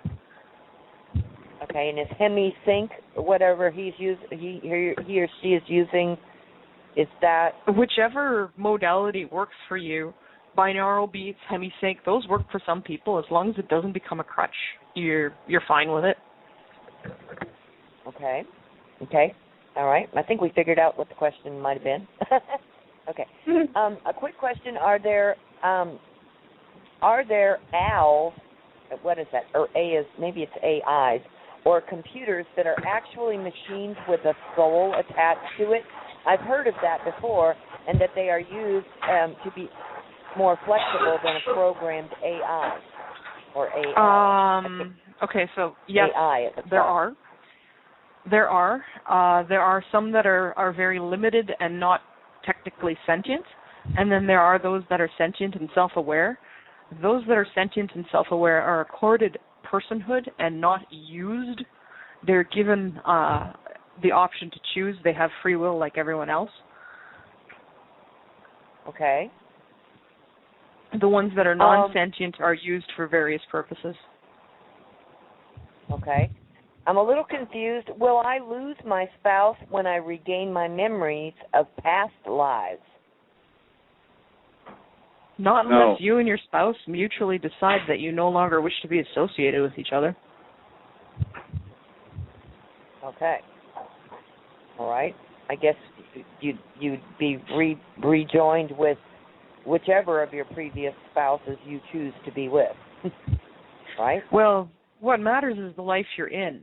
If you guys wish to restart relationships that existed in the past, that is your prerogative, but it is not required.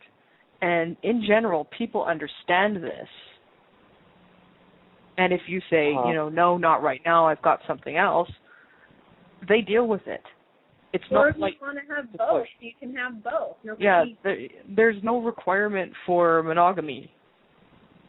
It's a matter of, it's something that is, it's negotiated on a personal basis with those who are involved. It is not legislated. It is not dictated by society. It is something between the individuals involved. This is a silly one. Do we need the moon, and can it be removed? The moon's an artificial satellite, and what's going to happen to it really, really depends on whether or not it's necessary to remove it. A lot of us are fond of it.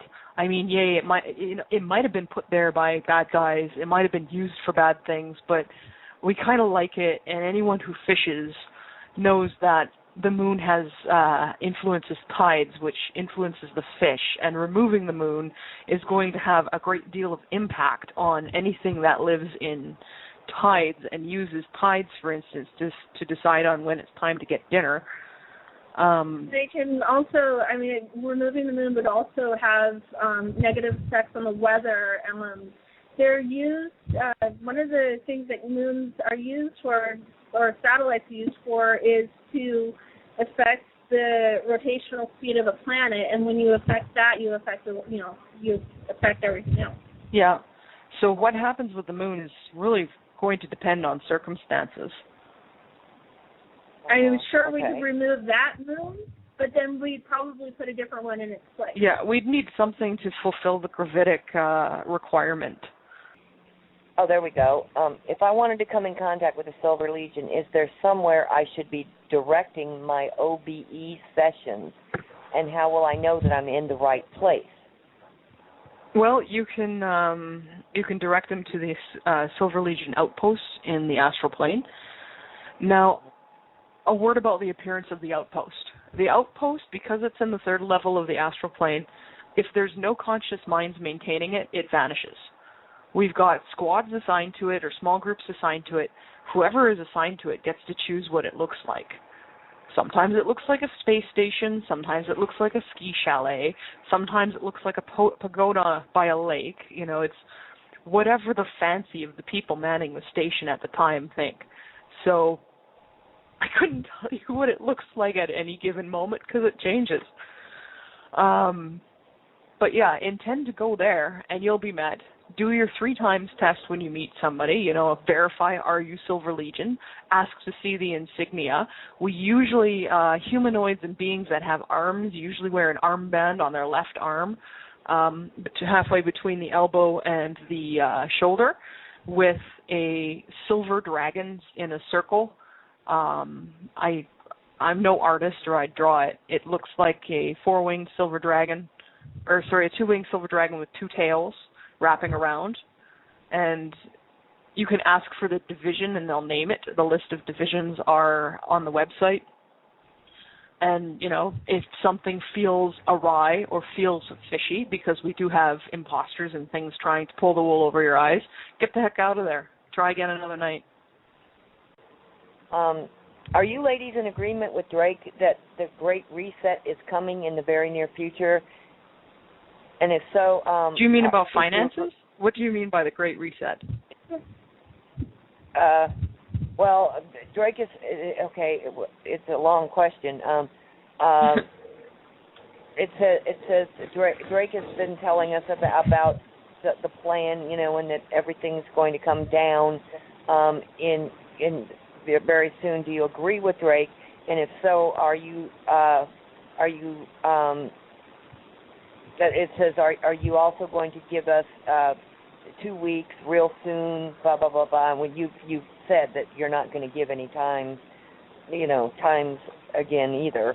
But they just want to know if you're in agreement with Drake. When it comes to things like that, we don't have any chance. We don't have any knowledge of the timeline. We fully support Drake in his work. Yeah. From our observation, he is very legitimate. Trust me, when we started working with the guy, we investigated him. And what we found didn't scare us away, clearly. Okay. Yeah, right. the Federation fully supports Drake, and we're aligned with him because we chose him. We chose to align with him because we know that he's a good person and he's legitimate, and he's as honest as he can be. As honest as they come. We love Drake. Oh, shucks, huh, Drake? Okay.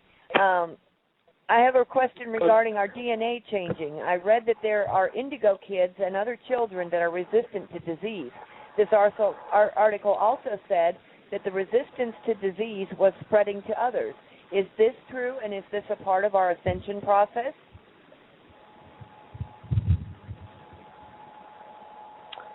I believe so. It's not my area of expertise, but I do know that there are genetic changes that are spontaneously occurring. There are some people, I think basically the majority of the indigos and crystals and all that, it's another loose term for incarnate, but they're being born with, instead of the 2-strand DNA that everybody else has, they're being born with 3- and 4-strand DNA, and it's natural random occurrence, but it's also related to the transition, except with everybody after the transition, we're all going to have 12 strands of DNA. All 12 become reactivated. And to anyone who intends to activate your DNA, I would say save your money and do it yourself. Don't get somebody else to do this for you. Or just wait until the transition. Yeah, it's going to happen on its own. Next question is for Drake.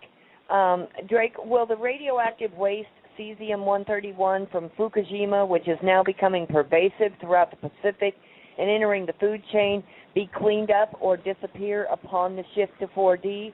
Likewise, the Gulf of Mexico, will all those things be cleared up with the shift to 4D?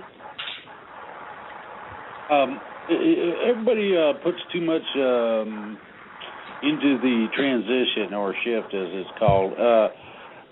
You're going to have to take. We are going to have to take definitive actions in specific directions with very concise technologies in order to rectify the problems that we've created for ourselves.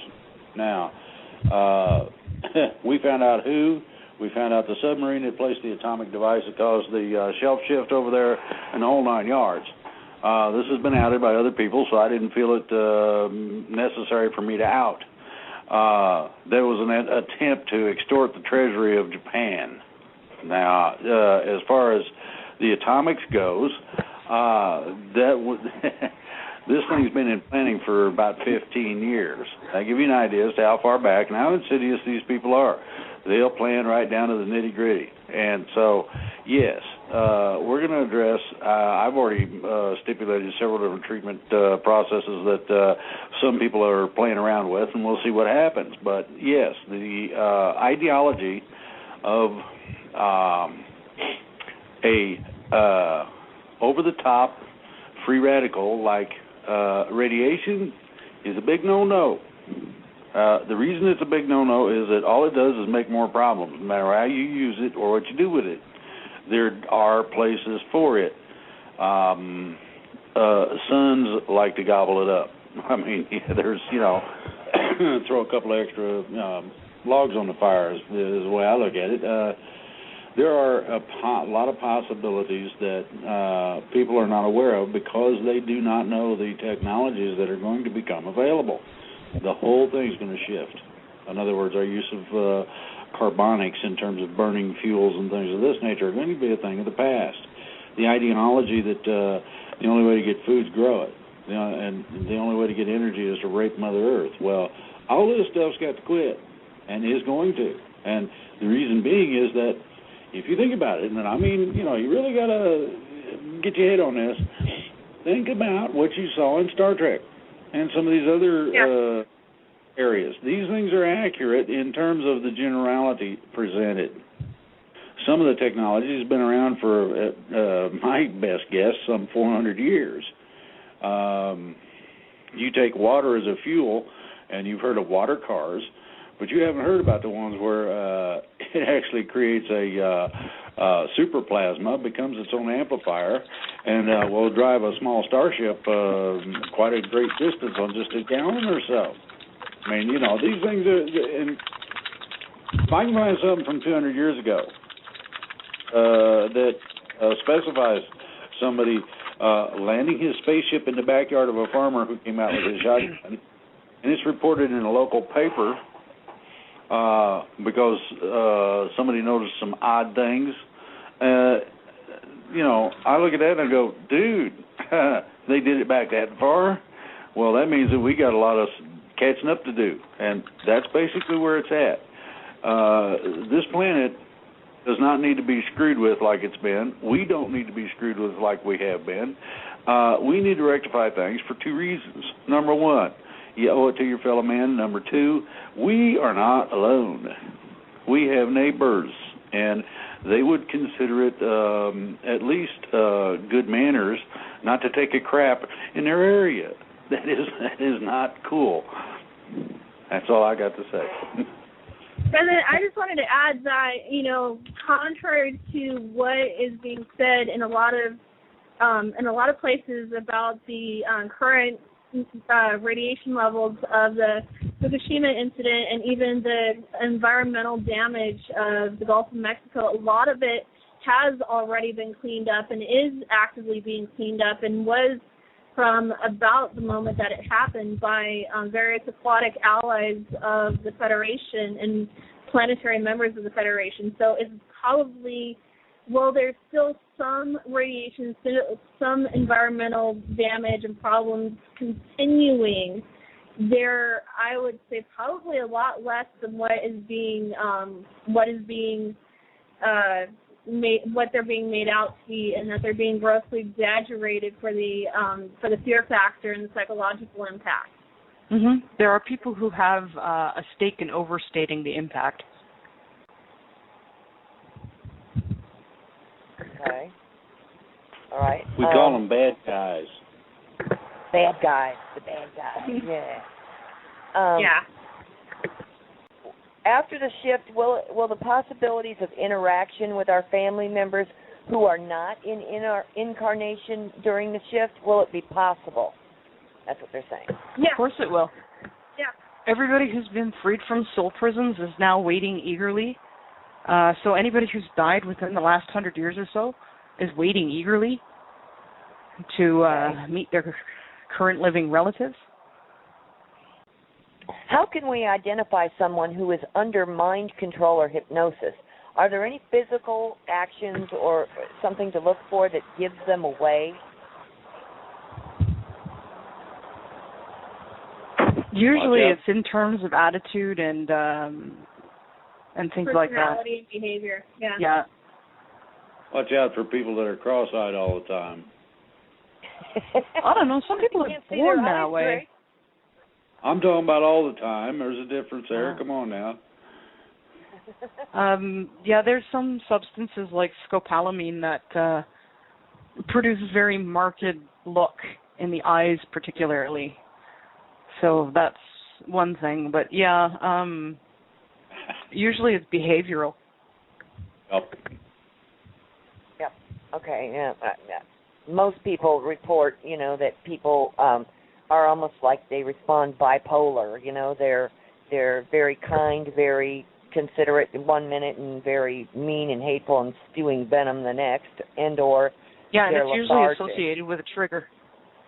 Yep. Yeah, and either that or they're totally lethargic, like we've seen, the young man that shot up all the people in the theater in Colorado, and he's just like, his eyes are open huge, but he's sound asleep behind behind his eyes. Yeah, that's just a void. scopolamine eyes. Yeah. Okay. Do our crystalline bodies still need oxygen and nutrients like our 3D bodies need right now? And do we still bleed? And also, will 4D or crystalline bodies still need to go to the bathroom and release liquids and solid waste? Okay. Yes, there is not a concern of blood. mine, but Yes, there is blood. Yes, people are oxygen breathers, or nitrogen breathers, or methane breathers. Like there's various breathing and respiration that goes on. As for producing waste, no, when you take in food, you were taking in energy, not molecules. So this is taken in and used by the body in its entirety, and there is no requirement for waste. Have you or any of you heard of a species called Essassani? I believe that would be how it's pronounced. Essassani.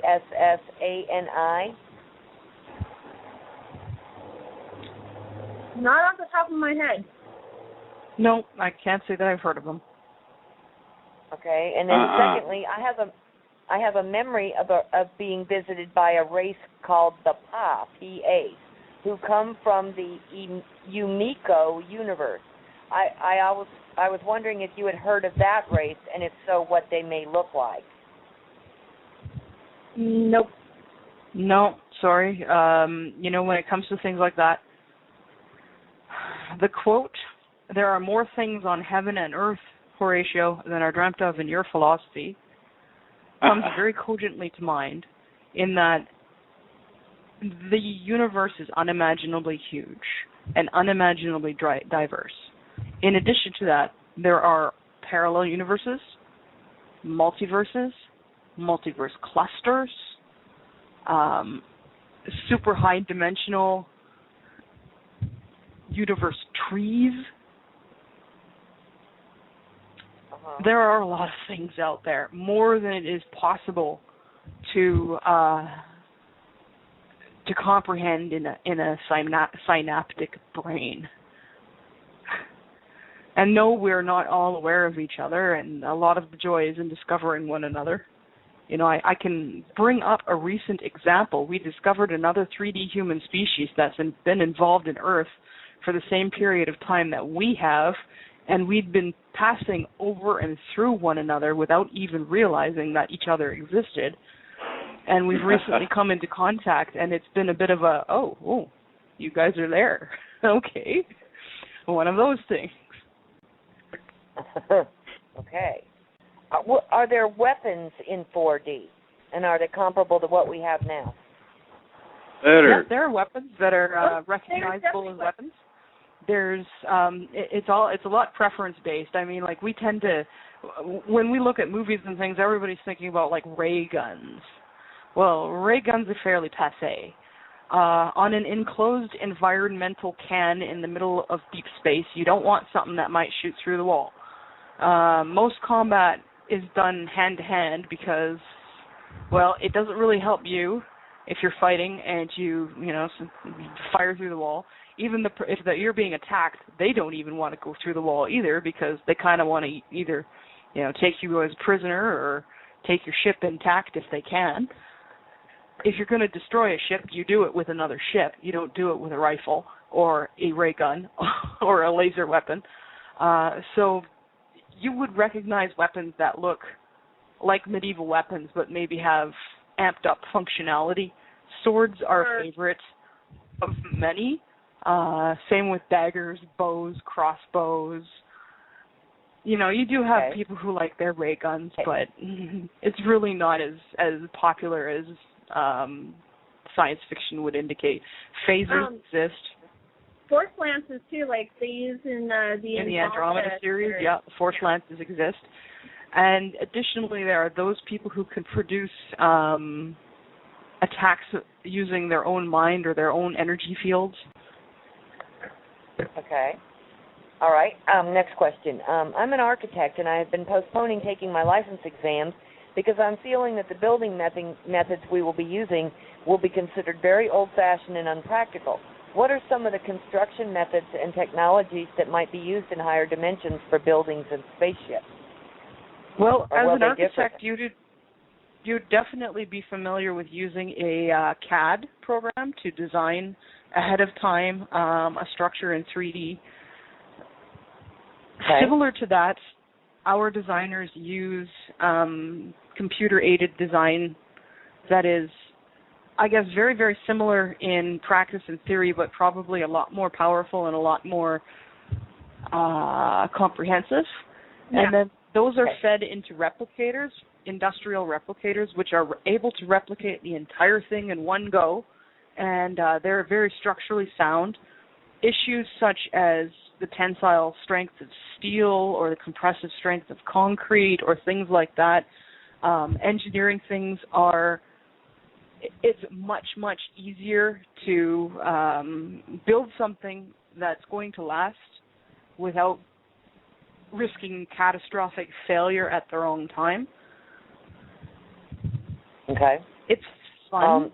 It's an art form as well. It is not merely a matter of function. We have one guy who is crazy about architecture and makes the most beautiful things I've ever seen out of buildings. So there will be stuff for you. As for doing things like halting your now life, since we don't have an ETA, I don't recommend that you go and put everything on hold. Live as though you're in deep cover, meaning that you still have to pretend that things are going to continue until they change, but be prepared for change. So go get your certification or whatever it is. I'm still going to go get my H2S Alive ticket. Things like that, Do the things you have to. Right. Okay. Will cars fly, and will interplanetary travel be done on an individual basis? Yes, there are personal craft. Yeah, and then there will also be shuttlecraft. I mean, it's there are shuttlecrafts that run, on like trade routes and that kind of thing between planets and between star systems and between galaxies, and there's even, I would say, a big tourist industry, and there's various races that that spend their entire lives running groups of people from one planet to the next to the next to the next. Yep, and, I'm mostly familiar with military vessels, but there are civilian trade and transportation and tourism routes, and you wouldn't probably take a scout craft between the interstellar void, but you definitely would take a liner, and then once you got to your destination, you grab a scout craft and buzz around. And as for cars, I don't think personal transportation will resemble what we've been used to. Okay. Generally, what I like to recommend for people that want to get like a base concept of what what potentially the planet may be like as far as transportation, industry structure, that kind of thing. There's a book, I know it's available to read for free on bibliotechapleiades.net called Contact from Planet Iarga. It'll give you a good base concept, a general idea. Or watch Star Trek. 95% of Star Trek, the series itself, the various series, is based on facts and reality and real things. So watch Star Trek. Watch the Andromeda series. Watch Babylon 5. That'll give you basically a good idea, a good grasp of what potentiality could be for Terra in becoming after post-transition time frame. Star Trek is especially worth of note in that there are so many different kinds of humans. Now, Star Trek suffers from funny forehead syndrome, which is how they differentiate tweak different species of human on there with, slap on a prosthetic or paint some dots on there or dye them blue or whatever. But yeah, out there, it's mostly humans or people who look humanoid. Yeah, the human form is actually the oldest in all of creation. I'm still hoping it's like the Jetsons. I always wanted to be Jane Jetson. They have a Rosie. I don't know, that was awful housewifey.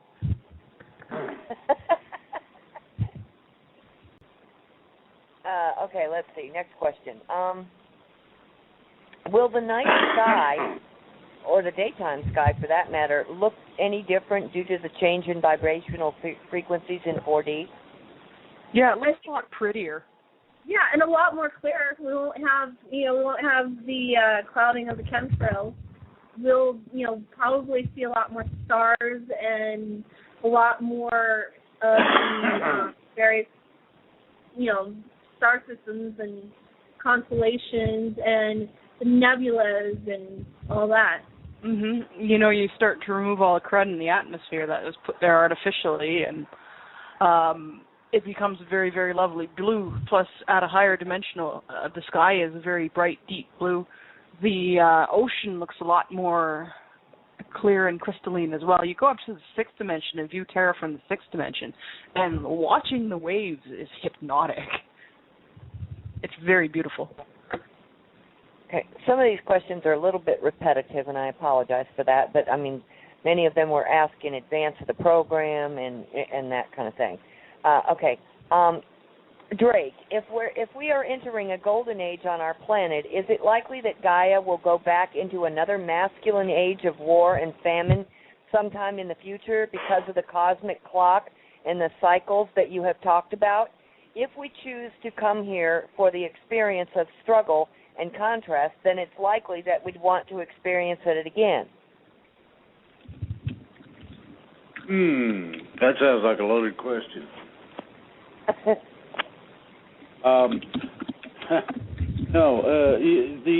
What you have to understand is that we're moving out of the physicality. The physicality is the prime reason for the problems that we come across in terms of keeping our stuff together. Basically what that means is that as you get away from the physical requirements that put us here in the position and condition we're in, then what you have done is you have begun to put things into a perspective where you don't have to be so worried about each and every last little thing that comes down the road. And that lessens the competition, and that also loosens society up to start making decisions that will be correct for everybody, not just a select few. This is the difference in power. This is a communal type of organization, and we're going to eventually end up having to go that direction. So, yeah, get ready. And no, don't expect the wars to get worse. Don't expect fun and games here or upstairs, either one. These things are being handled and mitigated, meaning that they are being lessened both in probability and in capability and actuality, reality. So, the golden age, one day you'll be able to sit in the grass with your eyes closed in a lotus position with your fingers crossed and go, all you want. Next. Oh, okay, to add to that, cycles are also spiral. It isn't necessary to return. If you're returning to something on the same point in the cycle, it may be higher up still. So in which case it would be expressed differently and not necessarily all these things we associate with masculinity and male domination. Keep in mind that that isn't necessarily true male domination. That is male reptoid domination. Yeah, I was going to say a lot of boys that aren't like that everywhere else. Yeah, I was going to say that's really heavily Draco influenced. All right, next question. Ready for next one? Can any of you describe the Breneau, Breneau. I'm having to do a lot of spelling.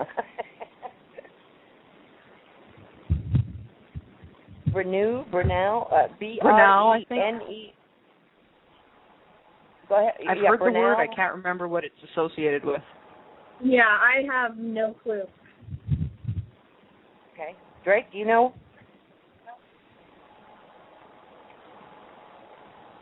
Apparently not. Drake? Say the question again. B-R-E-N-E-A-U? Breneau? R-E-N-E-A-U. I've heard of that. Yeah. I'm not sure where. What's it? Okay. What is? They want validity on it? They just said, can you describe it? The Breneau. Oh, okay. They're talking about actionability. No, I'm not going to do that. Take too long. Okay. Okay. All right. Will all 12 strands of our DNA be reactivated upon ascension, and will there be any need for the healing arts? Yes, all 12 DNA strands will be reactivated, so will all 12 nucleotides, and we'll regain our 48 chromosomes. Healing arts are required and still exist and still necessary up into infinite dimensions because, they're still always needed and will always be needed. Yeah, people sometimes, it doesn't matter who you are, you can miscalculate and hurt yourself. Or if you're the warrior type, you might end up in a battle and get hurt.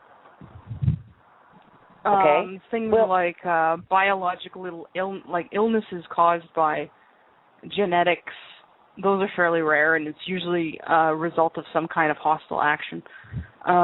Same with illnesses caused by microorganisms, because most microorganisms at higher dimensions are purely beneficial unless somebody comes along and alters them to be weapons. Okay. I'm going to add something. Oh, go ahead. Let me add something real quick. If a person can still stub their toe, you'll need the healing arts. It does not pretty limit, much. But it doesn't limit stubbing your toe to physical. You can stub your toe mentally. I run across those people regularly on our shows. Okay. To any of you, will my imagination ever grant me the gift of flight? You want it bad enough, I'm sure you'll find a way. Yeah. Levitation becomes a natural ability right around when you hit the 5th dimension or 6th dimension, somewhere in there. But it is possible for some races and beings to do it even in the 4th dimension. If we're talking about levitation kind of flight anyway, depending on if it's a natural innate ability or not. Okay. Let's see. Just curious, but how common is the use of directed energy weapons, such as phasers or energy rifles, off-world? And did Terrans ever develop this sort of sophisticated energy weapon? Yeah, the Terrans do have some. Yeah, but they're used very frequently up in space, especially among the military. Usually, we like to keep, we believe that everybody has a right to defend themselves. Everybody has a right to self-defense. Ownership of a personal weapon is not legislated. It's generally not polite to bring your phaser or your sword or your, butterfly knife or whatever into like a diplomatic meeting or something like that. But nobody cares if you've got a phaser at your hip. Everybody has a right to self-defense. There's no legislation such as what you see down here where people are trying to take away your right to defend yourself. It's a universal right. It's assumed. Good. Okay. Next question is, Tanaath, you had said that when we die, we go back to Source. Is it a dimension of Source? Does every soul go there, even the bad guys? And how long till we reincarnate? Now, I know some of these questions have been partially answered. So. Yeah, some of them have been answered in full and in part. I'll give the quick. when you die as a human on Earth, you usually go to the next dimension, not necessarily to Source or to the holding pens. If you die in higher dimensions, you go to Source. How long you stay in Source is depending on you. There really isn't time at that point. At some point, you will decide you have enough and you leave. Everything goes to Source, even the bad guys. Source is everything. Okay. Okay, makes sense. Is there anything our different family members can do to us when they visit to minimize our freaking out from the sight of them? Can they spray us with some sort of calming substance like valerian? Or, for instance, no, but they'll hold your hand. They probably won't spray you with anything or apply substances to you, but they'll use comforting presence and comforting energy. You'll likely be able to recognize them. They may not look like they did when they left. Most people appear to be about 30 years old, unless they were younger than that when they passed on. Uh-huh. Regardless of whatever age they were when they passed on. Yeah, that's a frequently asked question of me. I hear a lot of people saying, when we come back, are we going to come back as like a reborn infant? Are we going to be in our infancy? Or are we going to come back as just a young adult or back at the same age that we are now? You'll be an adult.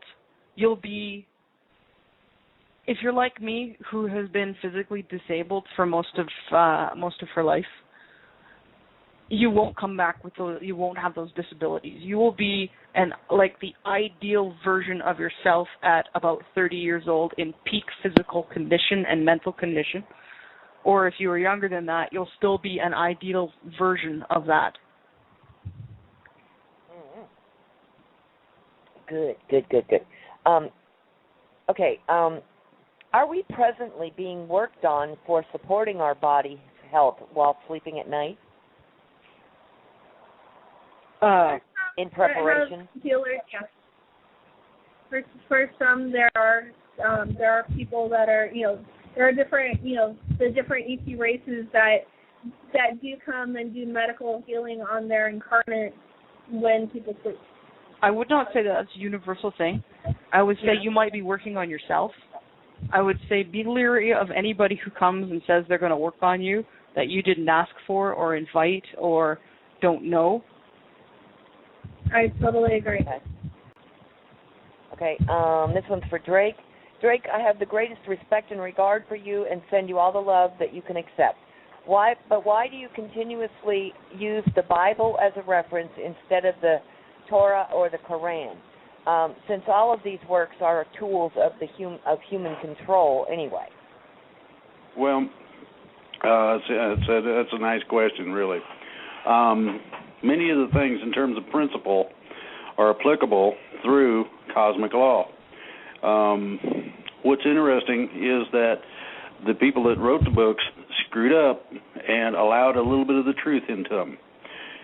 If you take any of the references that I've made specifically to principle and look in the Quran and other places, you'll find those things evident there as well. In short, if you want something to be believable, but you want to spin the most god-awful mess of horse hockey in the whole world, you got to put some truth in there and spice it up a little bit and really make it convincing. And, brother, you got to believe. And therefore, you end up with the things that I have elucidated to and used as reference. A spoonful of sugar makes bad medicine go down? Exactly. Yep. And so the ideology is that the opiate of the people, known as religion or belief systems, is given out measured.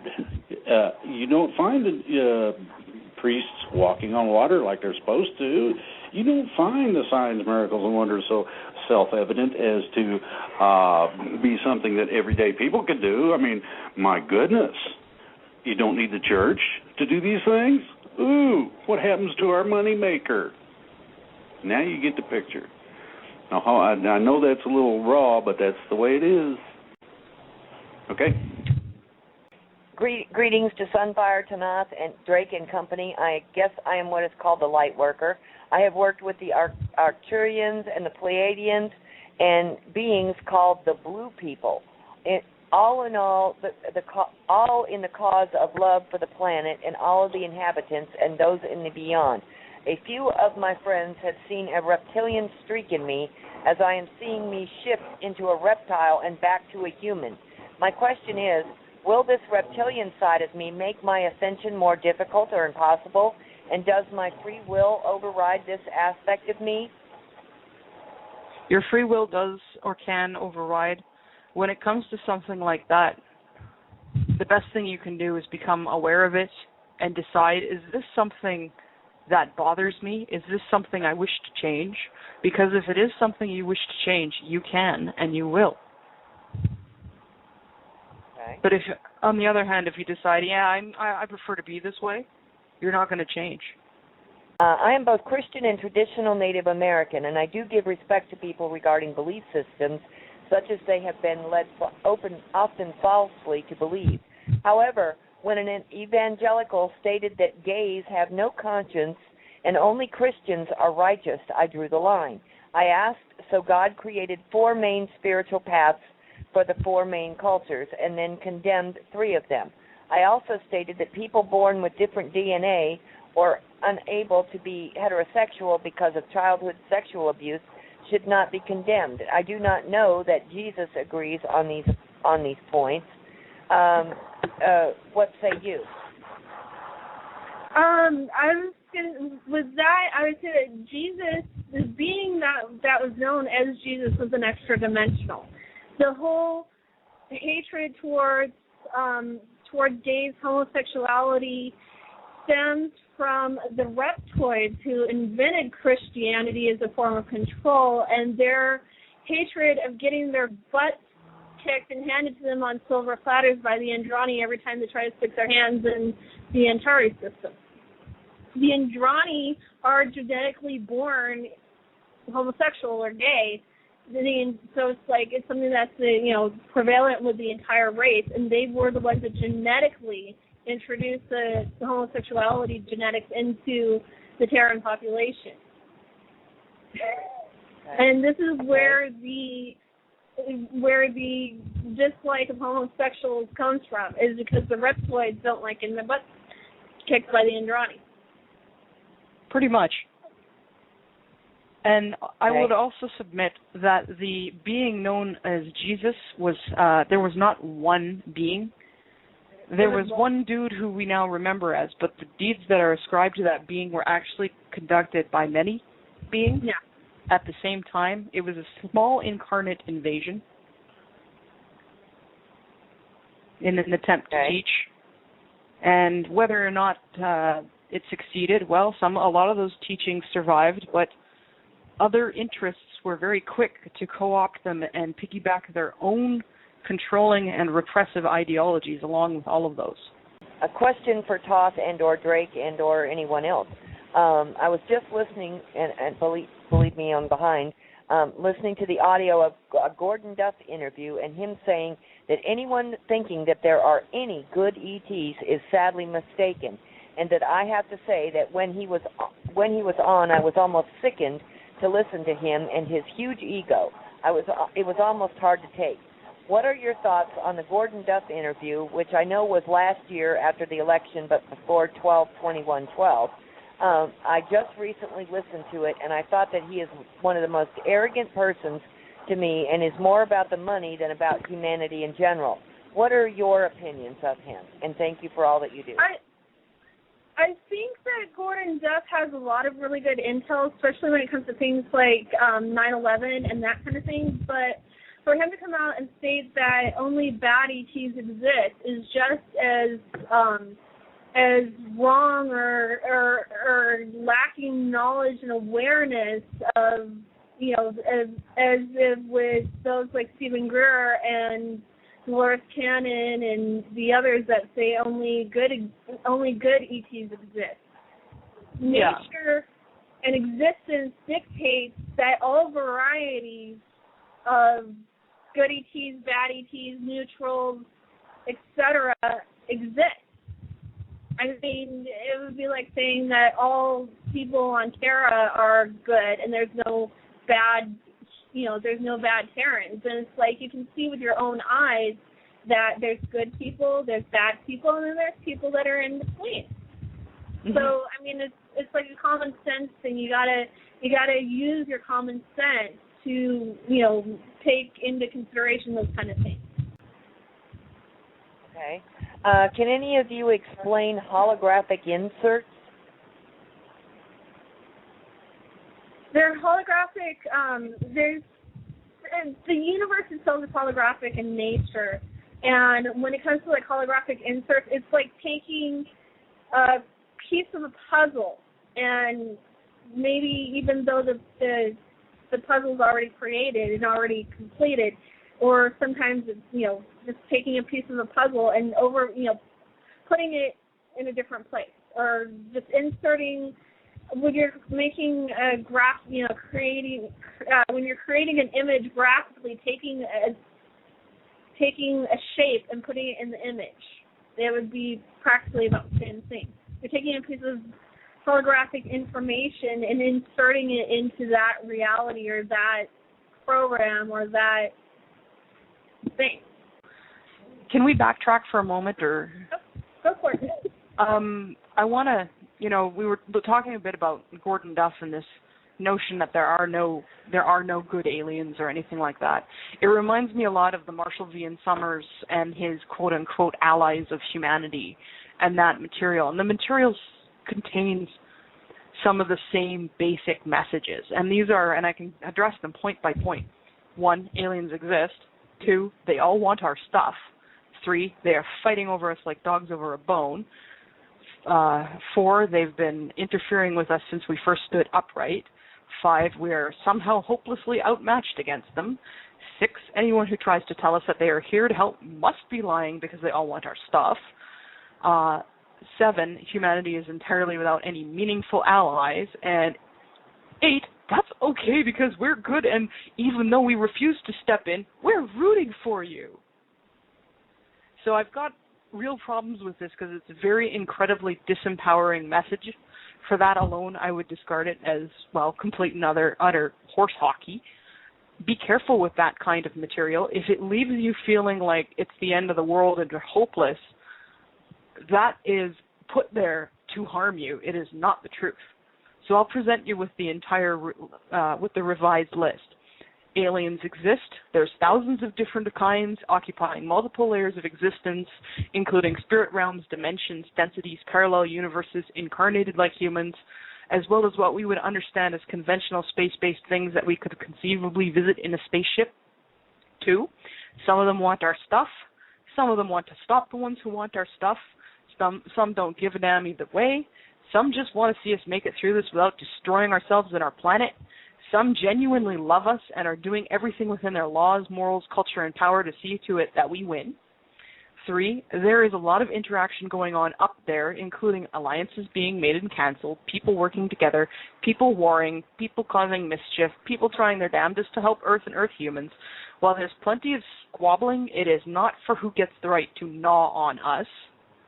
4, aliens have been interfering with us since we first started standing upright. This is largely because Earth humanity is descended from several different kinds of aliens.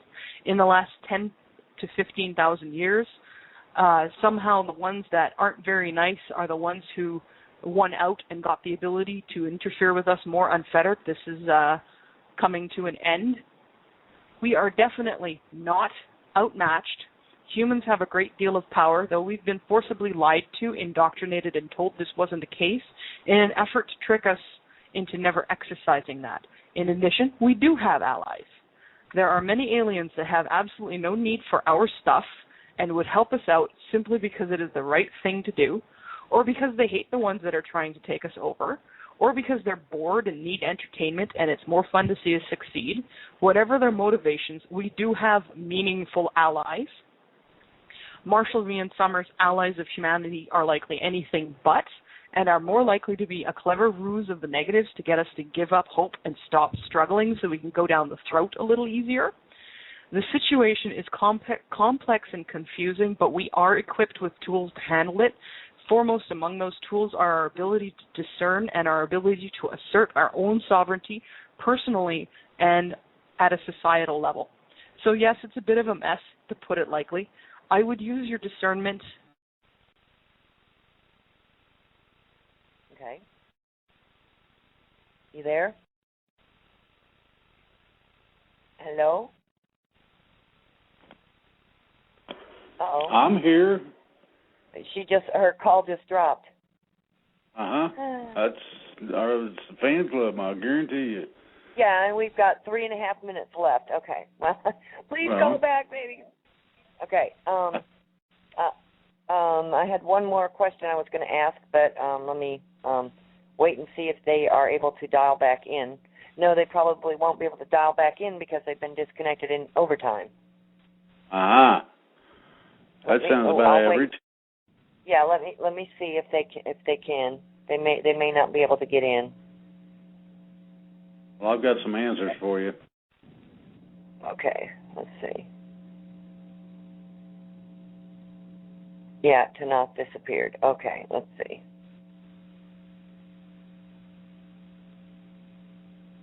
Let's see. Mm-hmm. Hello. No, I'm not seeing them being able to dial back in just yet. Okay. Okay. Well, we've got about 3.5 minutes left, Drake. We'll hope that they can come back in, and I can at least thank them. And the one other question was, can someone please hold explain on to me a minute. Go ahead. There's more to the question that she was answering, and okay, go ahead. It goes to the reason they were cut off. Probably. No, definitely. I've been dealing with these people for a while now, and I found out who's who. What the deal is very simple. When you start talking adversely about a cabal member, you get cut off. The discussion revolved around Gordon Duff. I found out what his connections are, who he works for, and the whole 9 yards. And